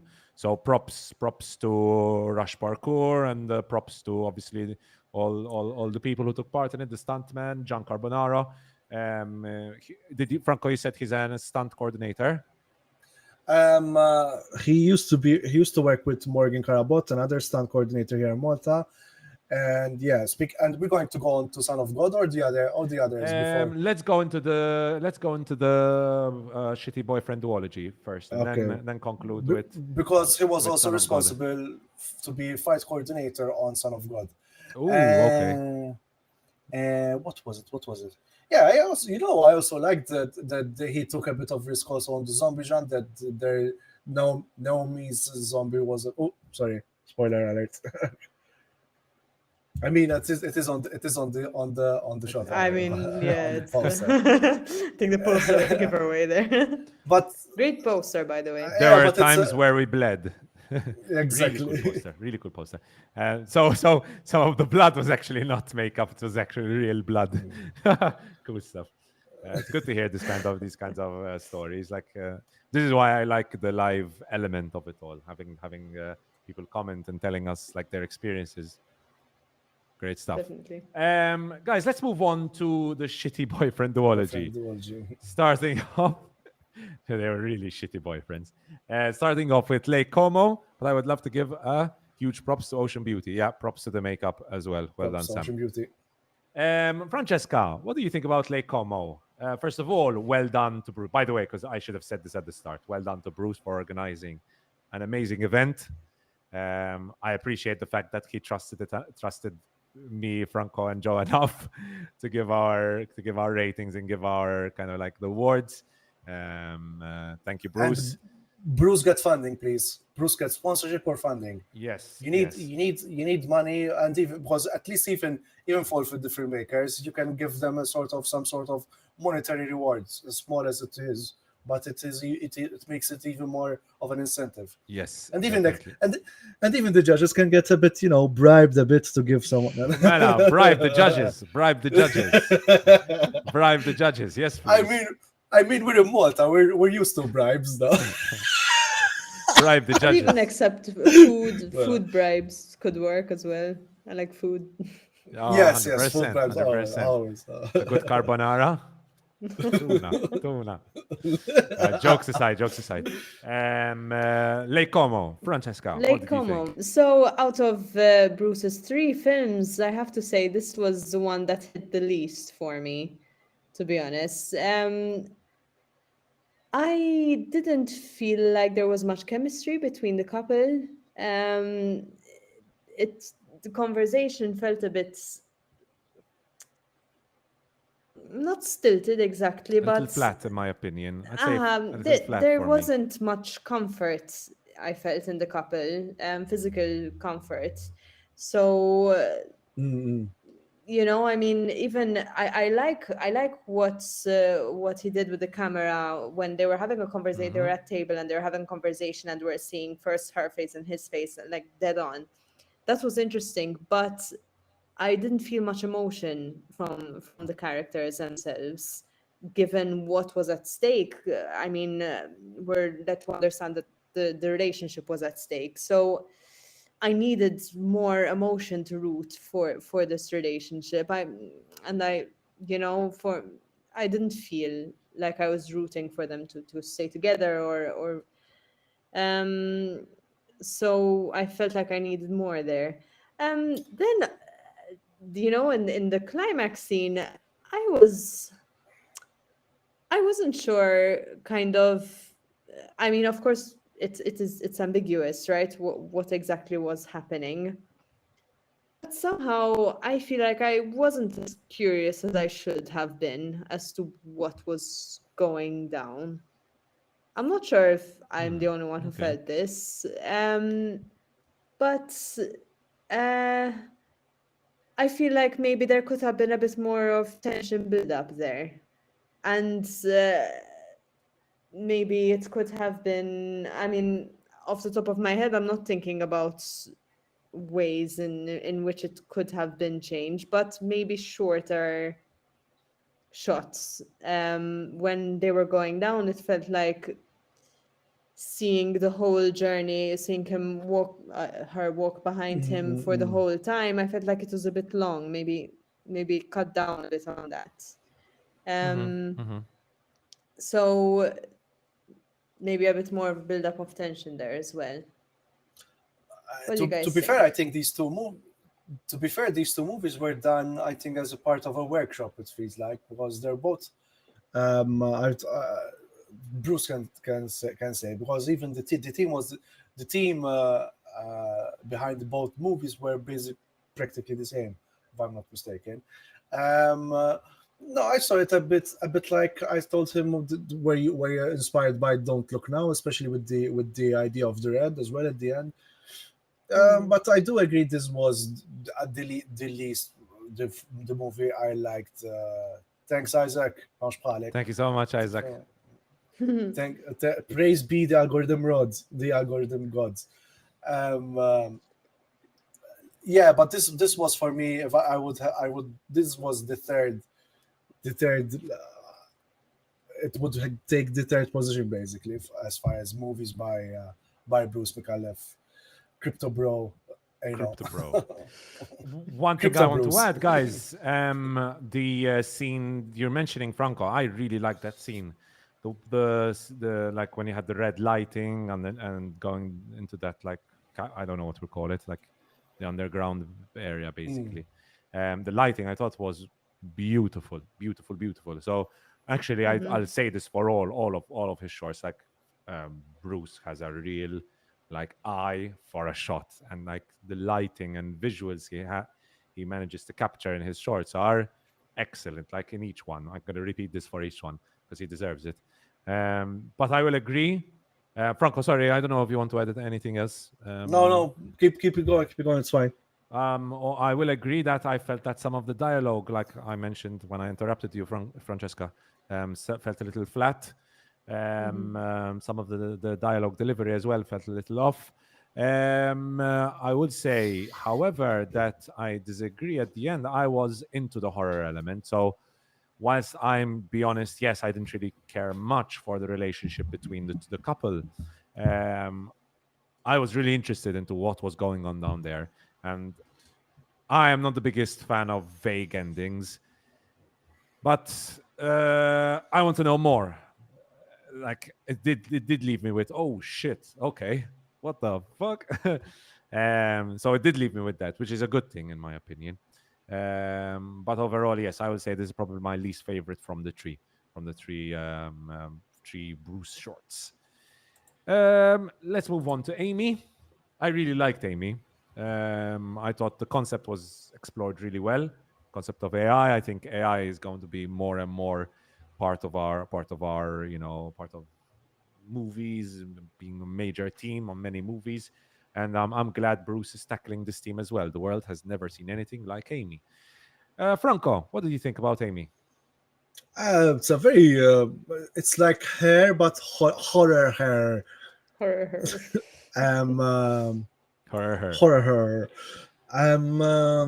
I think I really liked the punchline at the end. So good, like the go to sleep punchline was very good. Yes, yes, such a good Great, way. great voice acting by the person who did Amy. Also, well done to the cast for actually like being very courageous.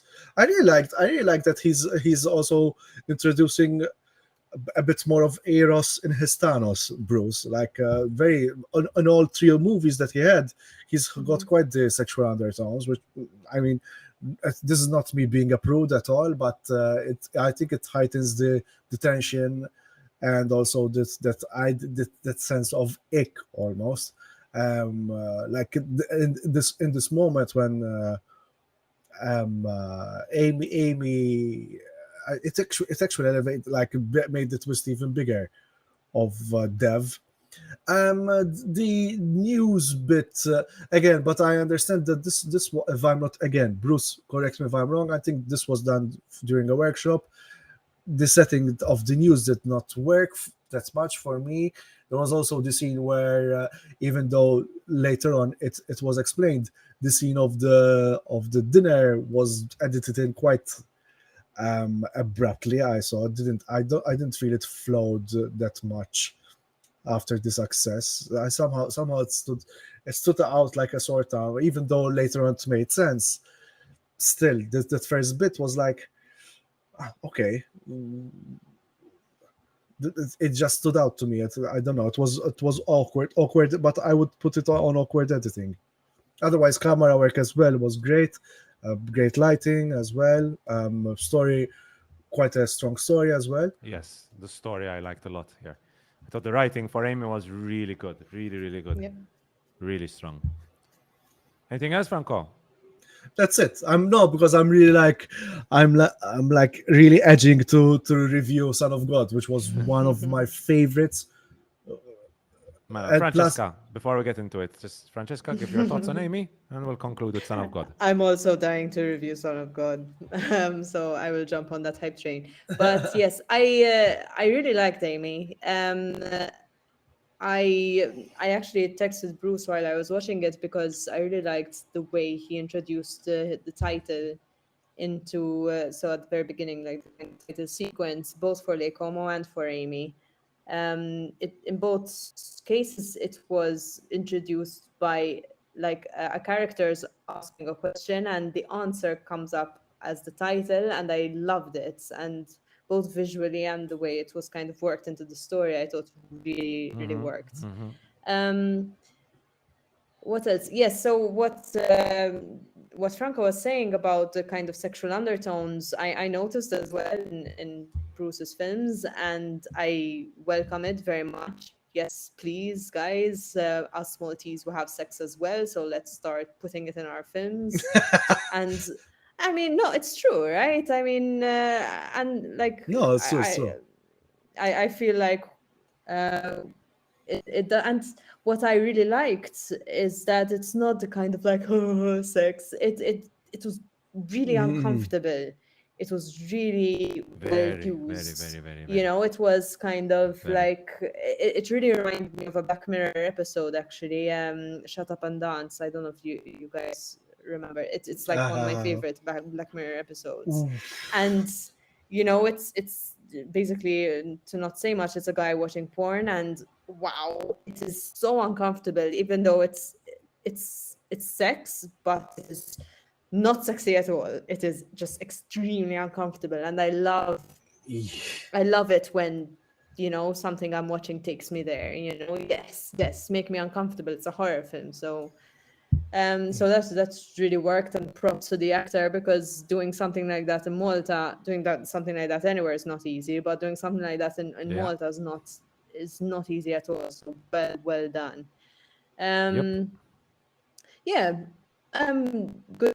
No, I loved Amy, and let's see more AI horror shit, because it's great.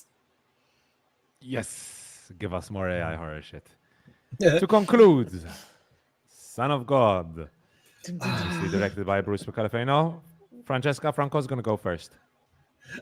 Yes, because Bruce, you hit one. He hit one of my basest fears. When I was young, I used to hate seeing the Redentor statue at Isla and the statue at Tajesu. Sometimes it's like, no, I'm sorry, this is not religious. This is creepy as fuck. And he used one of the props he used in this movie is creepy as fuck. Like, I was half expecting the portrait, the original portrait, for the eyes to open, and I don't know if he did actually use it in a long shot where the eyes were like, are the eyes open or not? So great choice of portrait.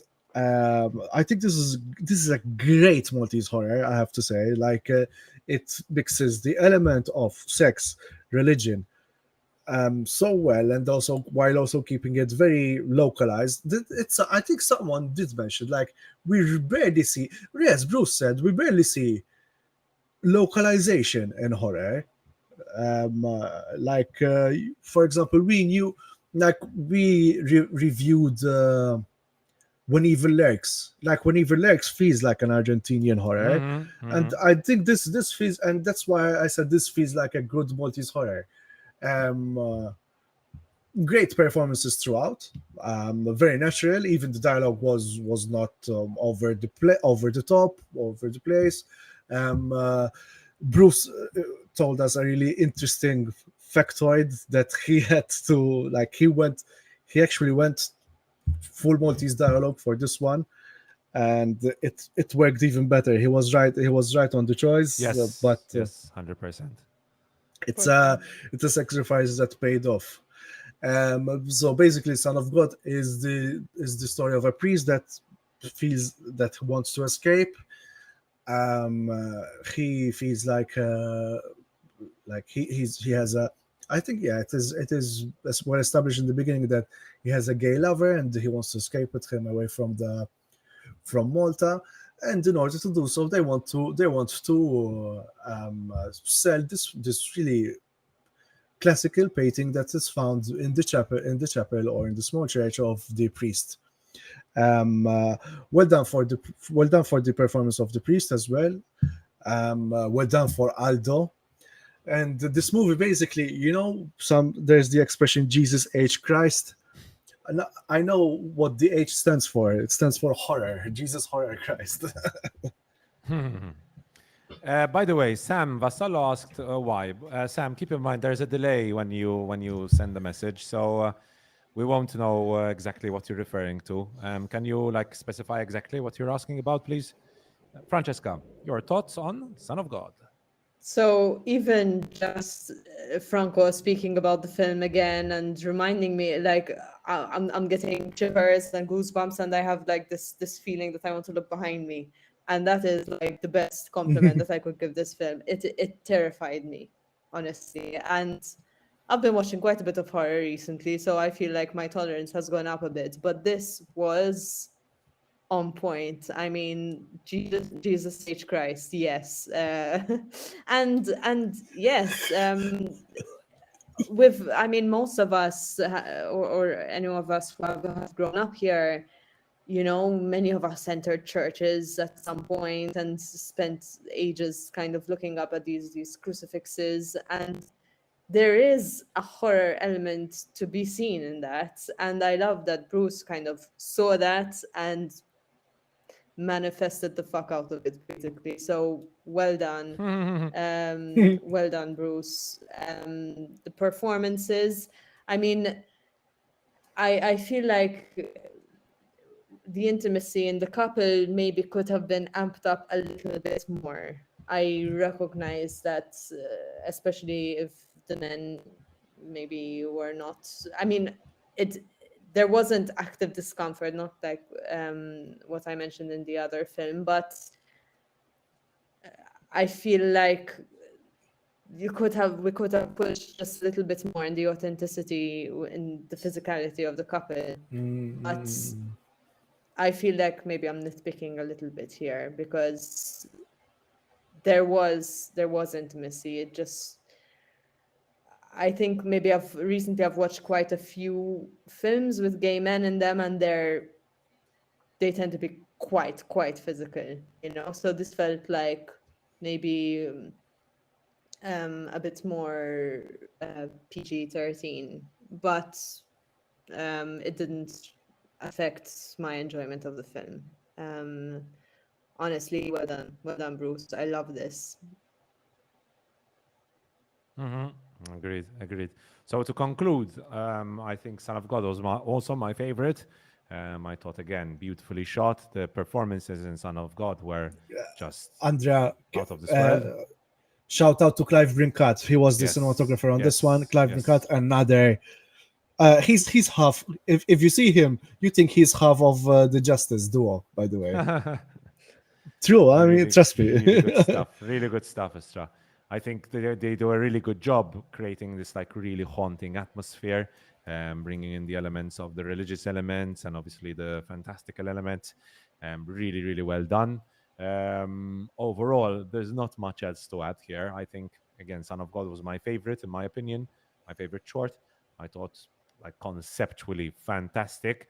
I hope Son of God can help make Maltese directors braver to tackle the theme of religion, because obviously Malta, we mentioned monsters, Mostri, right? Mythological beasts and religion are two of the biggest elements of Maltese mythology, and kind of like what is important to the Maltese island. So please, I hope the Maltese directors can be, can be brave enough to tackle something which is as touchy as religion in Malta, because I know in Malta people are still a little scared to touch on a topic like this. Yeah. Listen. But to be fair, I think someone did it. With someone did it with Itch. I forgot her name.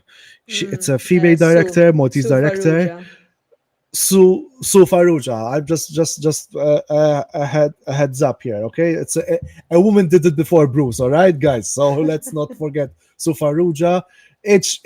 She made a really great movie with Itch. Like it's also the uncomfortableness, the sexual undertones were there as well, and trust me, there are people who go there and achieve, not go there and fail, go there and succeed 100%. So well done, Su Farrugia, and well done, Bruce, as well. And Sam, I think, agrees with you. Francesca said, I feel how she feels. Ah, So I okay. think he agrees with you and with your thoughts. Cool. Guys, that is basically it. I am exhausted. I am going to collapse right now. I don't think I can I can form a thought in my head right now, a coherent thought in my head right now. I collapsed before, so I'm done. I'm done with the collapsing myself. It was amazing, Son of God. There's something missing. Sam, what was missing? So Sam agrees, however, that it was amazing. That Son of God was amazing, and I completely agree. And well done, Sam De Ketan as well, who hopefully will be another guest on the show who worked on the upcoming Napoleon. Yes, Nice. definitely, By definitely. the way, Andrea, I'm going to be working on when Napoleon comes out. So hopefully see you there. All right, okay. It comes out on the 22nd, so Exactly. Yeah. so we'll watch it in the evening probably then, right? Should be. Yeah. I have to be there in the evening anyway. Bomba, and I'll see you there. Perfect, guys. I think we can end it here. First of all, thank you to all the viewers and Francesca. listeners. Thank you to Francesca for joining us. It was always a great Thank you for time having having you me. on the podcast. Sorry, it was a bit longer than planned, much longer than It's planned. okay. But We did our there was a lot Killers of the Flower Moon. movies. Yeah, yeah. And to be fair, Almost. how we went through the news and the trailers really fast, huh? There was so much to review. Without the pacing issues, much better, friend.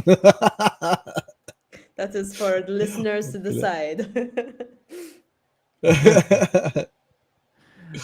Great stuff. All the viewers and listeners, I know it's very late. Obviously, a lot of our viewers and listeners went to bed, but today we had an incredible amount of views, a lot of chat as well, a lot of people in the chat. So thank you to everyone in the chat for your comments. And hope to see you on the next live stream as well. It will be Definitely, shorter. We promise it will be shorter. Next week will truly be an hour and a half. We won't have this many movies to talk about, short movies to talk about. Thank you, Franco, as always, for joining me. Thank you, Francesca, for joining me. Joe, we miss you. We miss you a lot. Hope we will see Joe next week. And with that, guys, we are lol. yeah, Sam. We're all exhausted here. With that, guys, Francesca, any final comments? Thank you for having me. Keep at it, local guys. It was really a pleasure watching your films, and I felt really proud to be surrounded by these kind of people. So keep at it. Thank you. Bye, guys. Thank you, Franco, as always, for joining me. See you It's always a next good time. time. By the way, Sam, if you want to contact me on Facebook, Andrea Gravina, or you can contact the Adler podcast page as well on Facebook. Contact one of those. So, and with that, guys, cheerio, good night. I'm exhausted. I'm going to sleep. Good night. I have football tomorrow evening. I have 6 lessons tomorrow. So, very long day. Ciao, guys. Bye.